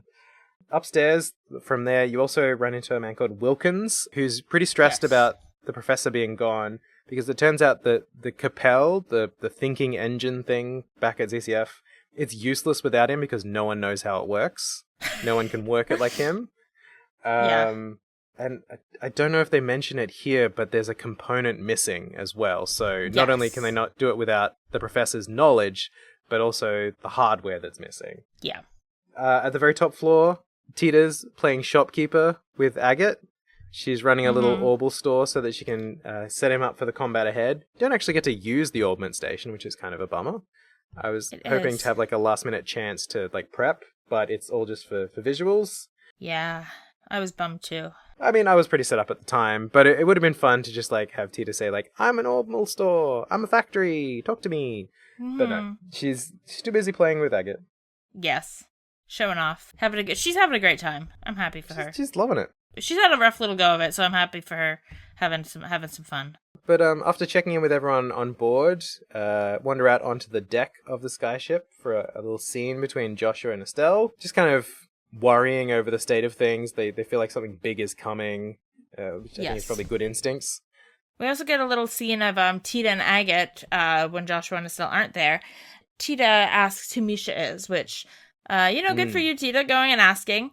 And Agate is really thrown off that she knows that name, but Teoh explains that he said it when he was delirious. He called her that.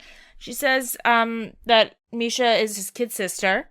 And Teoh's like, oh, how old is she? Is she older than me? And he goes, she would be about your age. Yeah, I caught this. And Teoh's like, oh, what? I guess you don't see her that often, huh? I guess you haven't been home for a while. That must be what you mean. And Agate just says, if I was more reliable, maybe I'd be with her. And Teoh's like, huh? And, like, what is as someone who hasn't played and doesn't know the story, what's your guess about what this means? It sure does sound like this kid is dead, huh? It sure does sound that way. Yeah. It could be, he is kind of a piece of shit. It wouldn't be unsurprising for him to not know how old his younger sister is without, like, looking at her first. He's kind of very vague about it. Also, I did notice that in his little portrait pictures, as soon as Teoh asks, who's Misha, he goes from a smiley expression to, like, a very hardened, like, sort of almost angry face. It's like, how do you know that? Yes. Like, it's not a freely available piece of information, whatever the actual situation is. But he immediately sort of calms down when she's just like, oh yeah, when you were delirious from your poison, you said your sister's name, and I was just like, what's that about? He's like, oh, okay. Yeah. No, you haven't been, like, plumbing the depths of my backstory or something. And he even says something like, I'm not ashamed of it or anything, which... I'm not ashamed of having a sister? Okay, good job. Well, I guess it's more that the reason the reason he doesn't bring it up, or the reason he's upset or shocked or freaked out by it being mentioned, isn't that he's trying to hide anything. It's just that didn't expect it to be messed up. I guess that's how I took it. That it wasn't, he's like, I'm not ashamed of it. I wasn't sure why you knew that name and it threw me off. But I'm not trying to hide it. I'm happy to answer. He also comments that Teoh's seeming a lot more relaxed and kind of not happy, but at least at peace. And she just sort of says, at the moment I'm too surrounded by friends to really be scared. I've got Joshua and Estelle, I've got you, sort of. Yeah. So yeah, I don't need to be worried because I've got you guys supporting me. To which Agate just says, that's stupid. Yeah. And she's like, tee. He's like, being scared is stupid, but also worrying is a waste of time. Like, it's stupid to not be scared, but it's also stupid to worry. Which do you mean, Agate Krosner? We're good to go! Now it's time to get into the cramped crate. Yes, we're on approach to the fortress, so it's time to play Trails in the Tetris. And get everyone into this crate. Joshua goes first. He sets himself up, and Estelle's like, yep, I'll go next. Oh, shit, I'll go next. Ah. When they first saw the crate they were going into, Estelle's like, oh, there's going to be plenty of space. And Gustav was like, no, there's going to be a bunch of stuff in there to keep the cover in case they look inside. There's like a hidden compartment, a hidden door on the side that you're going to go in to get into the back. But the main door in the front, if you open the main, door, whatever it's called for a crate, that it'll look like it's just full of stuff. So Estelle at first thinks they get the whole crate to themselves. You don't. They get a very tiny spot at the very back of the crate. So Estelle goes in, and immediately she and Joshua clearly have to stand in an awkward position in order to both fit. We don't know what it is. We just, get speech bubbles of them talking about it, but we don't get to see how they are arranged in there. Yeah, they try and get in there, and Estelle thinks she's fine, and then Joshua sort of instructs her, just like, no, turn your face this way. And I was like, is he about to say good girl? Ugh. Yeah, dude. But apparently they're very snug. And then it's Teoh's turn to join in. Which Estelle loves, because it's cuddle time for her. She's like, cuddle time with Teoh. Doesn't care about personal space on this one. So she's just like grabbing Teoh so hard that she's like, you're squeezing the life out of me, please stop. And she's pinching her cheeks. She's like, I think it's fine. Estelle's a bit of a weirdo about this child. She's such a weirdo. If it keeps her distracted from Joshua in this moment, that's great. And if it keeps Teoh distracted from, the kidnapped grandfather. That's a bonus, too. I will also mention, though, Estelle says that Teoh smells sweet like fresh milk, which is so weird. So weird. I think it's meant to be a reference, how They say that, like, babies have, like, a milky smell, like, but it's a weird, like, she's not a baby. She's a kid, but not a baby. Like, I would imagine maybe she smells like kids' shampoo or something, but fresh milk? Like, what? She smells like Johnson & Johnson's baby shampoo. Exactly. We climb in, we land at the fortress, they unload all the crates. Mm-hmm. And they start scanning them all with their little bioscanner thing to make sure there's no live things, and it's all going well. It's like ding, ding, ding, ding, ding. And then, life signs detected. And Sid is the one overseeing the arrival of stuff. And so he's like, surrounded that crate, man, when the biosensor goes off. And he's like, Gustav, what's this about? And Gustav's like, I don't know. And they open the crate. And who do we see? It's Antoine! And he walks out and does a twirl. He does a little spin. He does his little turn on the catwalk. And I love him. Does he say anything here? yes, he does. They're chatting. It's like, oh, this is just the cat. He's from the factory. He probably got in. And Gustav is like, Antoine, how'd you get in there? And he says, Meow, which means, so we meet again, fleshy thing. Which I remember seeing on the translation list. And I'm like, man, I hope they use that one because that's such a good... such a good thing to have is like a common cat phrase, common enough that it's one of the like 25 things they ever say. He's like, so we meet again, fleshy thing. And then he turns to Major Sid and says, Nyaun, which means, who are you? Mm-hmm. And Sid is no longer bothered. He's like, oh, that's a pretty cat. Sid's charmed by the cat. You can come stay here at the fortress. To which Antoine says, Fumya, which is yawning. Nice Japanese onomatopoeia. Followed by Nyaun, which means I'm tired. And then he just turns around and runs back into the airship. And Sid's like, oh, I just got the cold shoulder from a cat. Yeah, Antoine just came out. It's like, where is this? Who is this? Why is this? No. Bye. He's the best. Yeah, I love Antoine. He's so good. But yeah, they kind of get over that. The rest of the scan fine, so we're not detected. And then the scene cuts to it being much, much darker, which means we've been jammed in this box for a while, long enough for night to fall. Good thing that we didn't have to be in there the whole flight, too, because, man. They come out, and even though they're sprites, you can tell that they are uncomfortable and have weird muscle pulls in weird spots. Before we all come out, there's a little dialogue of interest from Sid and the soldiers. Yes. The soldiers are like, how long are we going to have to cooperate with them? We don't know who the them is. Under this emergency command structure. Exactly. And Sid is basically like, it's not a soldier's place to question orders. When the soldiers leave, though, he says he feels a little guilty. And then it gets called over that apparently Amalthea, the pink-haired lady who we've seen with, who took Dorothy's photo course before, is there. He calls Amalthea, he refers to her as a little vixen, which is really funny in the same chapter that we meet Father Vixen. I'll see what the vixen wants. Yeah. I did run through my head. It's like, is she a little vixen because she's the daughter of Father Vixen? Yeah. Or does Captain Amalthea moonlight doing male drag as a priest? All of the above, perhaps. They're off to see Amalthea, which gives us a chance to exit the box, to stretch our limbs, and start searching for the professor. Yes. And we look at the map and are discussing our game plan.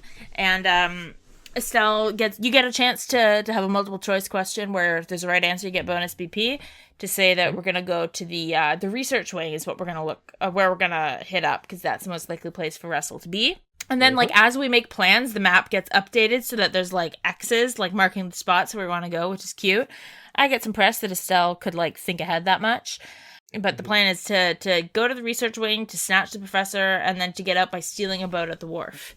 I like that nobody thinks about I did like that nobody was like, we can't steal a boat, because, like, I expected someone to say that, because, like, the good guys always say that kind of thing, but no one's saying that. Everyone's like, yeah, we're infiltrating a military base on very legally dubious grounds. Of course we're stealing a boat. Like, we're being practical about this. I like that nobody was concerned about that. I'm not being sarcastic. I genuinely like that, because I expected there to be somebody being like, we can't steal property, but no, nobody says that. And I appreciated that.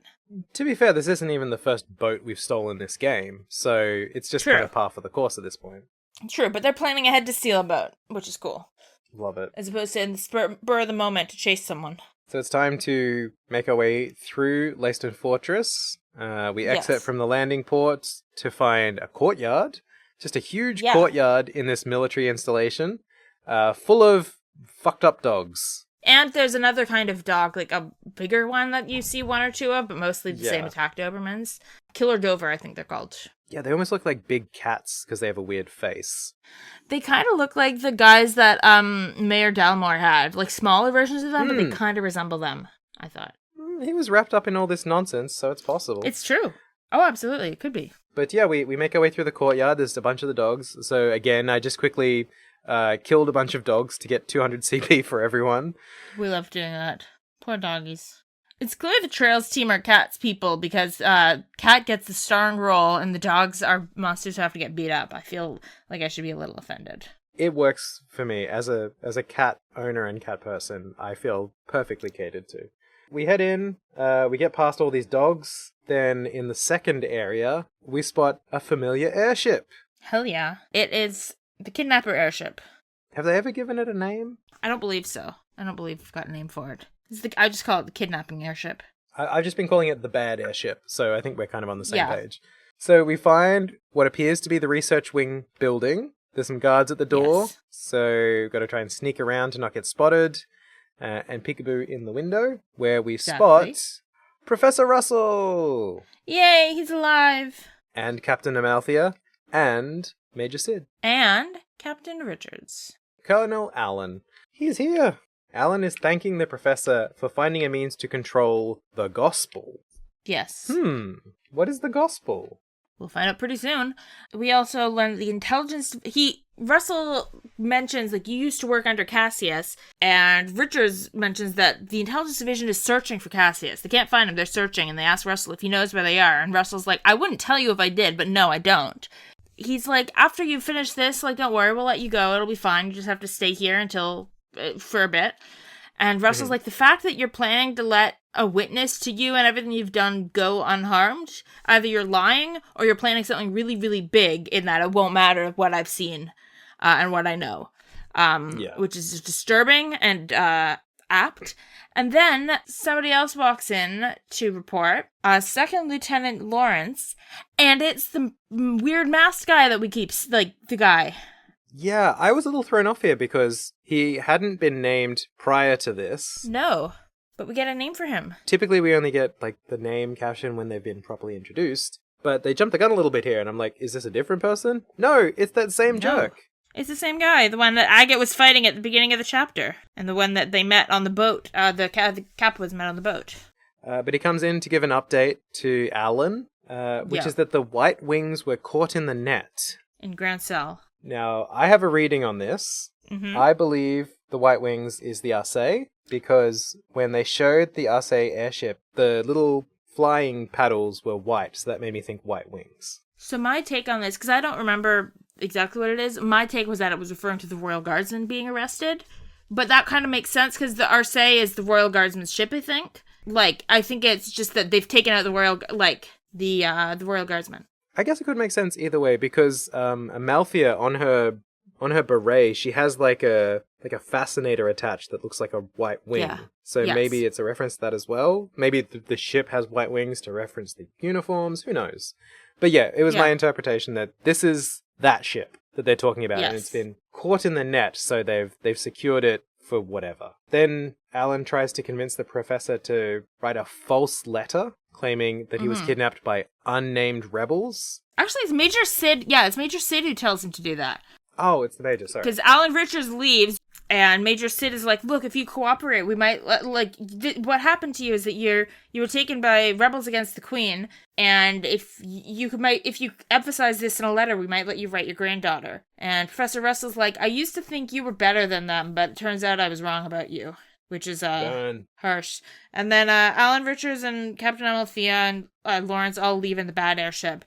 But as they're boarding the ship, Lawrence is the last to board. And he says, grand plans, but what will come of them? And then leaves. So dramatic, Lawrence. So dramatic. And then we go to our gang, our Bracer gang, our League of Extraordinary Bracers. And Joshua's spacing out. It's the weird, like, we've seen him a few times space out weirdly, and, like, the characters are like, Joshua, why are you spacing out? What's going on? And he's like, sorry, nothing. So that happens again. It happened at the top of Esmolus Tower, Mm-hmm. here as well. I think there was another one in the middle that I'm not recalling. There was, and I can't remember what it was right now either. But yeah, my thought was, is it proximity to the Black Orbment and its effects that it's having like an impact on him? Maybe. Who knows? No comment. Because, no, the Black Orbment wasn't present. No, they had it with them when they went up the tower, didn't they? Because they'd brought it for Dad, but then they were just carrying it along with them the rest of the time. Limestone Tower was before we got the ornament. Oh, That was in the okay. prologue. But yeah, Joshua's feeling woozy, so we're like, alright, he's fine, I guess. We'll just continue on. We go to knock down the guards outside the research lab, but as we do, they're busy having an expository conversation where they tell us who they are. Finally, we know who the black-clad soldiers are. They are secret ops or special ops, covert operations for the intelligence division. Yeah, they're like the double secret guys.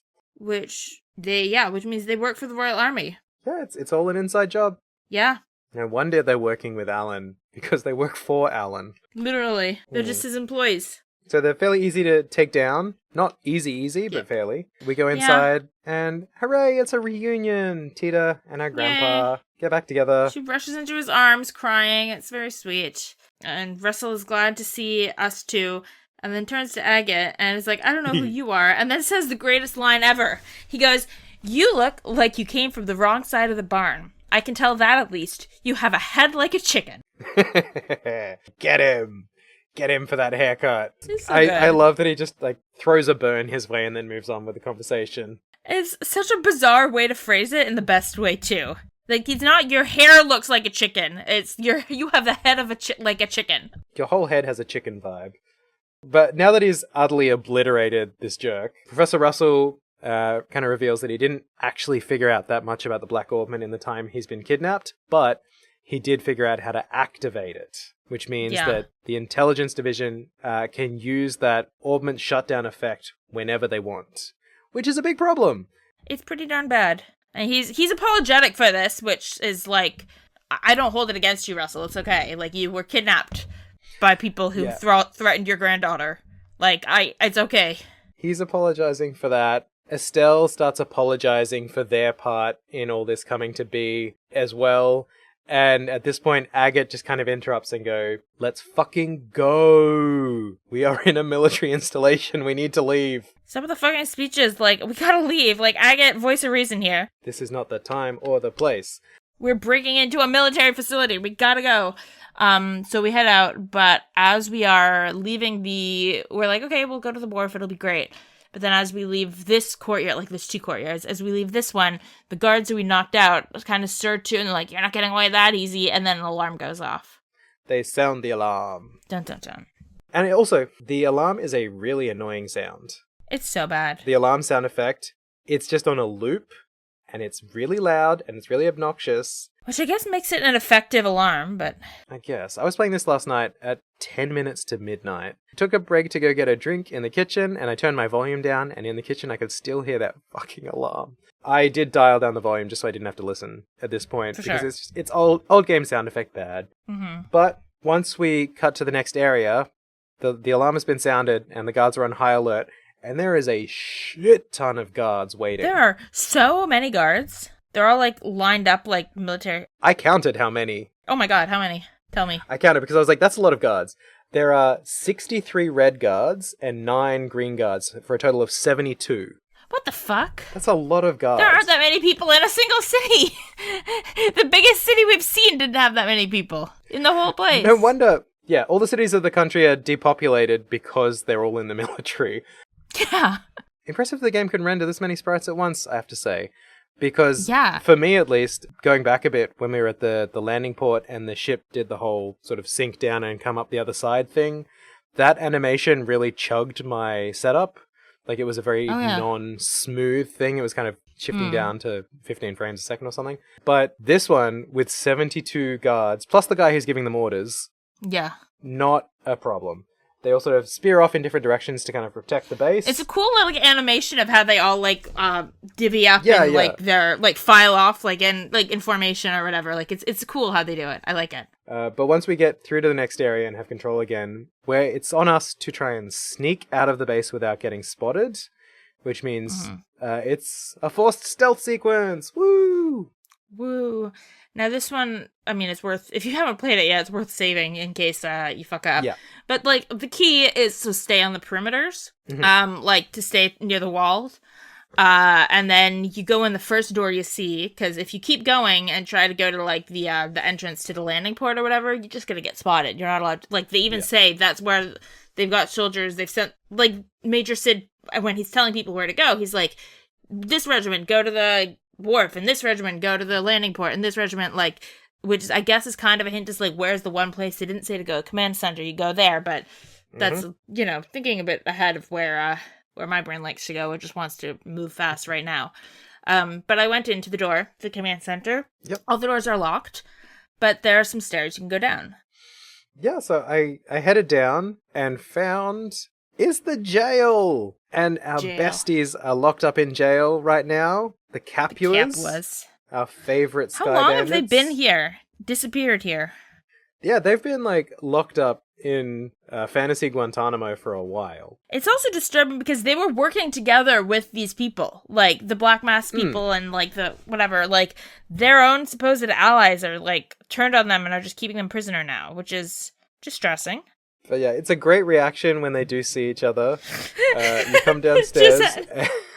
Gisette and Estelle just simultaneously scream, "You!" They're not happy. At each other, furious. Overlapping text boxes as well, which I really enjoy. The visual storytelling they've done with text boxes in this game is great. It's so good. The moment with Tita over-explaining, where it's just a huge text box, they're having fun with the format as well, which they really are. It's so fun. Design. And Estelle is like, so how have you been? Yeah, just tries to have a casual conversation. And Joshua is just kind of off to the sides going, "Long time no see. Hi." Yeah. And Gisette has a great burn. She tells Estelle that she's only good for handling a pole, which is a double burn. Yeah. Slut shaming much? Yeah, it's like, are you shaming me for being a bracer who fights with a bow staff, or are you shaming me for being someone who's only good for dancing on a upright bow staff? But it's funny. They're also, the cameras are like, there's an alarm going off. There must be an intruder. Then they're slowly like, are you the intruders here? Or is the alarm for you? And we're like, bye! And we just go back up the stairs. Yeah. Like, it doesn't go anywhere. They're just like, okay, see ya. I did notice when they panned into this shot that there were folks in the other jail cells as well, but I didn't catch who they were. I think there were some guardsmen in there. I think there were some royal guards. Yeah. Like the people, the Queen's Guards, which there was an implication last chapter that, like, there might be some jurisdictional, like, tension between the Royal Guards and the Royal Army, but now we are getting the impression from what we've heard.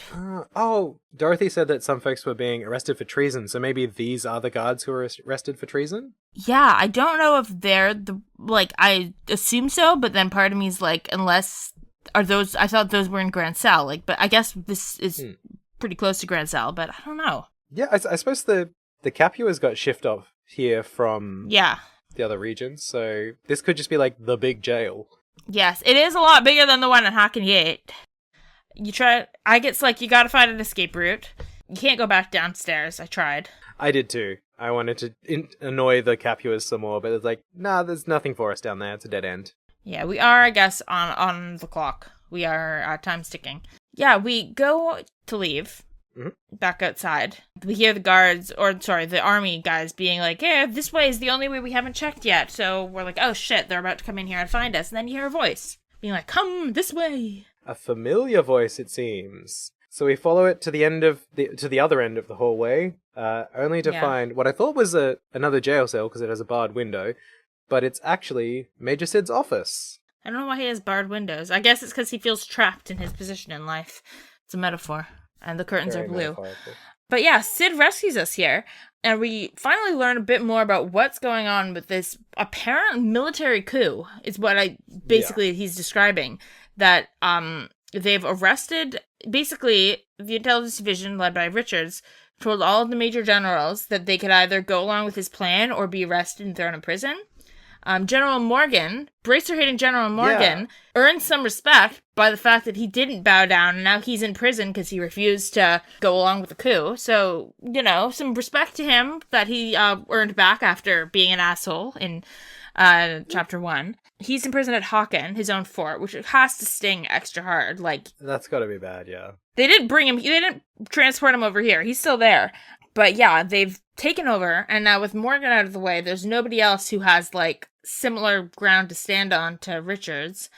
And he's also taken advantage of the fact that apparently ever since the war 10 years ago, the military's gotten more lax and more corrupt, and more senior officials have, been bribed and stuff like that. And so Richards basically was able to put pressure on every single one of these fracture points and just let the whole thing collapse and assume control of it. Yeah, he's like in control of the entire military at this point, which is not good. Yeah. It's also interesting because the way that you see a military coup, because we've kind of seen this military coup happening over time since we've first met Richards in chapter 1. And there's something kind of realistic if you look at how military coups happen in countries like around the world and have historically. A lot of this is like familiar to, like, if you do some research into that, which is disturbing but interesting. We also learned finally that Cassius was a colonel in the army. Major Sid served under him, and Cassius is a war hero. This is kind of surprising because it's at this point, Estelle's shocked. She didn't even know what her dad's rank was in the military. Yeah, she just knew he was in the army at one point. Like, that's it. And it sounds like he never talked, like, he deliberately didn't mention it around the kids. Yeah, she's like, oh, he never mentioned being a war hero. He's, like, played a big role in them, being able to win in the 100 Days War. Like, he's a big part of the liberal victory, apparently. So now we know why everyone else has been acting like Cassius is a big fucking deal this time. And whenever we find people here, their last name is Bright, they're all like, oh my god, you're Bright? Okay, we'll act differently now. Now we know why. Yeah, it's a lot of information shared in this chat. Not only all this, we also find out that despite the fact that there's a military coup going on, the Queen has been mysteriously silent about it all, because she's the Queen. She has, like, top-level decision-making. She's supposed to be Supreme Commander of the military. Yeah, she could intervene, but she isn't, which is suspicious. Maybe she's just busy getting ready for her birthday. But they're also using Dorothy's photo from Zeiss Central Factory of the ops guys in the Royal Guardsmen uniforms escaping to blame the Royal Guardsmen for what's going on.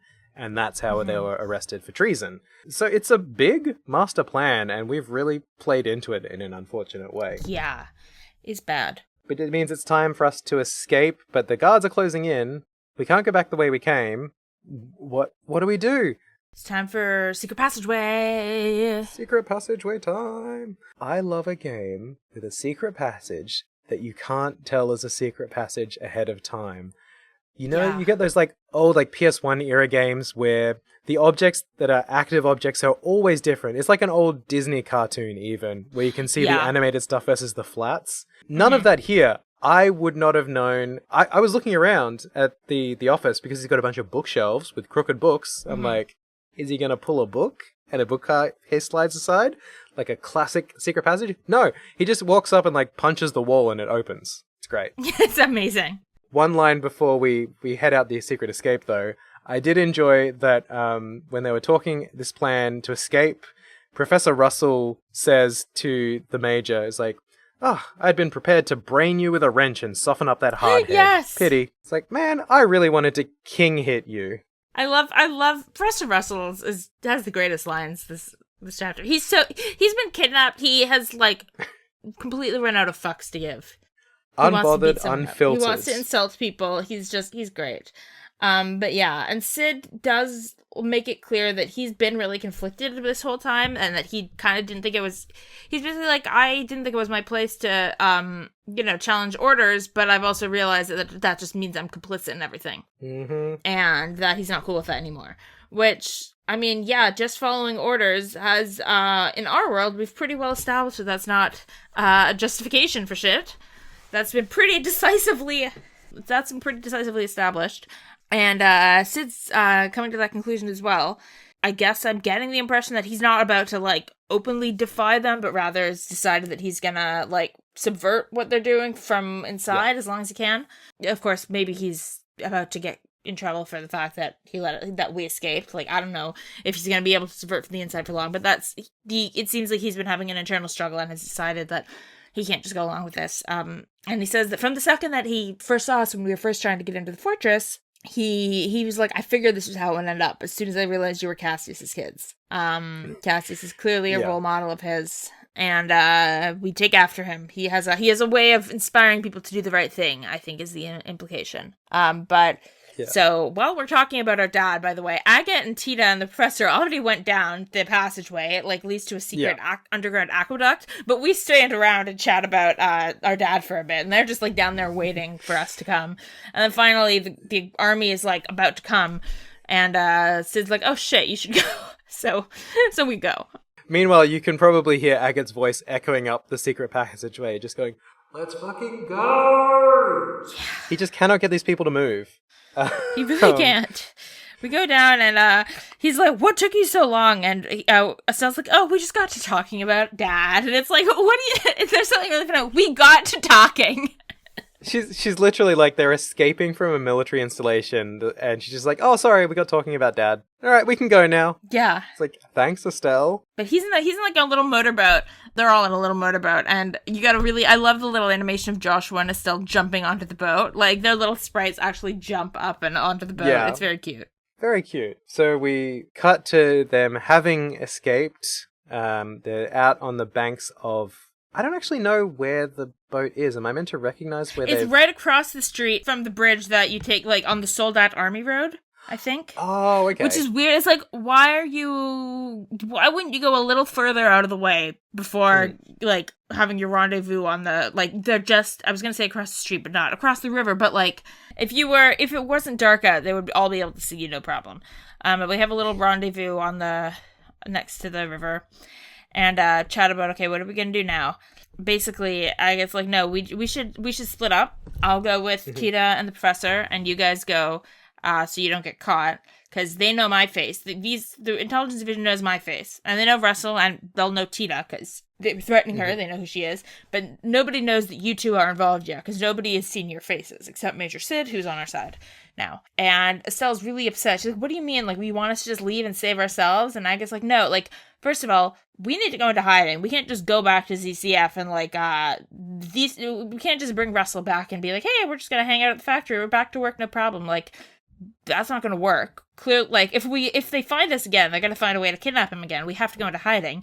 And second of all, Joshua points out that the more people, like, are traveling together, the more likely you are to be found. Like, the less people are together, the easier it is to evade. He doesn't just say, like, this makes sense. He, like, Wikipedia quotes a military tactics book in the moment. Is like, as it says in chapter 3, paragraph 4, line 6 of How to Get Away from the Military by Escape Man, this is what we're meant to do. It's like, I appreciate you're a book learned man, Joshua, but we don't need a Harvard reference every time you tell us a piece of information. Yeah. He likes to cite his sources, you know? He likes to back up his knowledge, which is, you know, a good instinct to have in, like, academics, but I don't know if it's that useful in active combat or in time-sensitive missions. But it hasn't failed him so far. I did like how worked up Estelle gets out about this. I screenshotted the thing. She's like, how can you ask us to turn our backs on you just to keep ourselves safe? That's totally bonkers. Yeah, she's really upset. We could never agree to that. And I think this is where I realized that both Estelle and Joshua have a little undercutting each other habit. So for Estelle, it's when she's introducing herself, she always shortcuts Joshua. She's like, I'm Estelle, a bracer from Roland. And so he always has to say, I'm Joshua. Me too. The same. For Joshua, his thing is, he lets Estelle run her mouth. And she's like, we could never agree to that. We could never agree to let you go off on your own. At which point he says, yes, we could. It's the same thing he pulled with Tita not being able to come along to Carnelia Tower.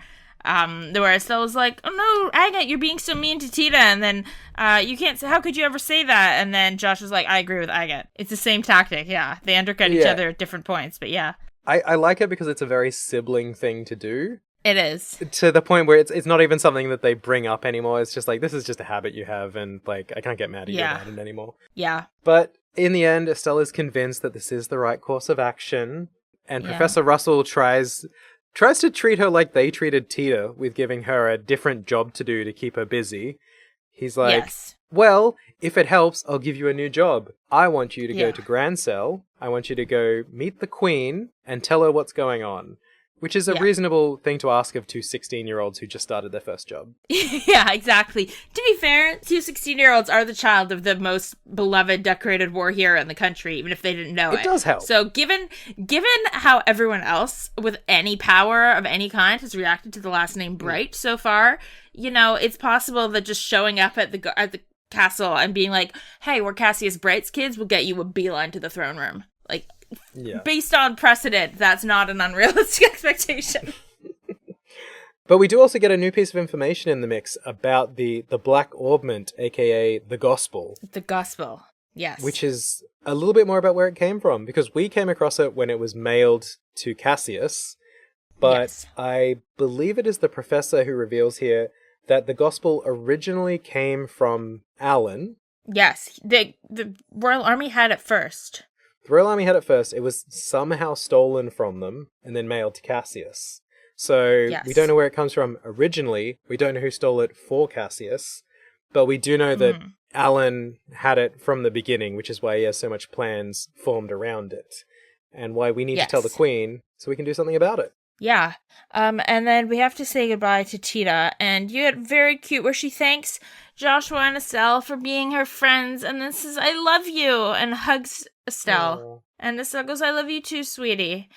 And it's so sweet. And saying, thank you for being my big sister. And it's just really cute. It's really cute. I also love how Estelle goes full mum mode every time. Like, sweetie is such a mum thing to say, I feel like. Uh-huh. But it just comes out of her whenever she's with Tita. Whenever she's with Tita, she just can't help it. But with that, it's time for Agate and Tita and the Professor to head off on their own to protect themselves. Going into hiding. And for us, it's time for the screen to fade to black and tell us that we're at the end of the chapter. Oh, are we done already? So that brings us to the end of chapter 3, and that means we're about to get to the final chapter. But because this game is so long in terms of the chapters, and because we can't keep anything short when discussing it, we're actually going to do a 3-parter. We're going to do a 3-parter for the final chapter. It is a long one. There's a lot. It's entirely reasonable because I think pretty much every Trails game I've played, I've gotten to the final chapter, the epilogue, whatever they call it in the given game. And it's like midnight and I'm playing it and I was like, oh, I'm basically at the end. And then it's 3 a.m. and I'm finally rolling credits. So let's not do that to the podcast. Yeah. Let's cut this up into a bunch of pieces so that we can digest it easily.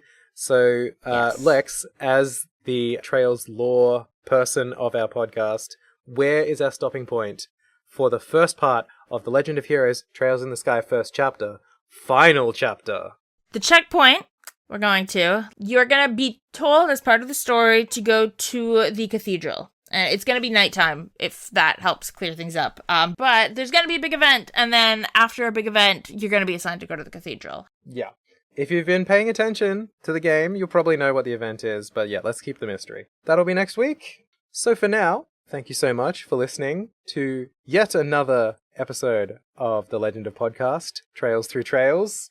Thank you for joining us for the end of Chapter 3 as we prepare for the final chapter. We're almost done with our first game, Lex. It's so exciting. Almost done. Yeah. Oh my god. And then all information points to the fact that as soon as I finish final chapter of this, I will immediately start the second game. Yeah. So I can't wait for that brainworm to work its way in. But until then, you can find us on the OrbitalNet at trailspod.online, on Blue Sky, Twitter, and Instagram at trailspod. Or you can send us an email at trailsthroughtrails@gmail.com. And I will just say, as we're coming up to the end of this first game, if you have any questions about the overall game or the contents of any of the previous chapters specifically, if you have any thoughts or questions about our opinions on the series going forwards, send them on through. I feel like we'll need a big decompress after we finish the first game, we might just do a big mailbag section if we get some questions from everybody. So please, ask away. You can hit us up at that email, trailsthroughtrails@gmail.com. Just tag it with Sky FC question or something so that we can identify it. Yeah. Preferably no spoilers in the subject line because we do both have access to the inbox and I don't know everything yet. So please let me keep my experience of the game pure. Yes, if there's going to be spoilers in the questions, mark it in earlier, say spoilers in the email and then like paragraph break. So Matt will then know to not read anymore and I will go in. Basically just standard etiquette for game spoilers, Thank you, Lex, for your service. Very welcome. So send us those questions. If you have anything you want to share with us, comments, questions, compliments, queries, feedback, quinoa recipes. I was trying to think of more Q words, but that's all I've got. As we said, on the next episode, our trails will be taking us up to a breaking point in final chapter after a major event where you are told to go to the cathedral. So that is your stopping point for next episode. So until we get there next week, I've been Matt. And I've been Lex. And we will see you next time. Bye! Bye!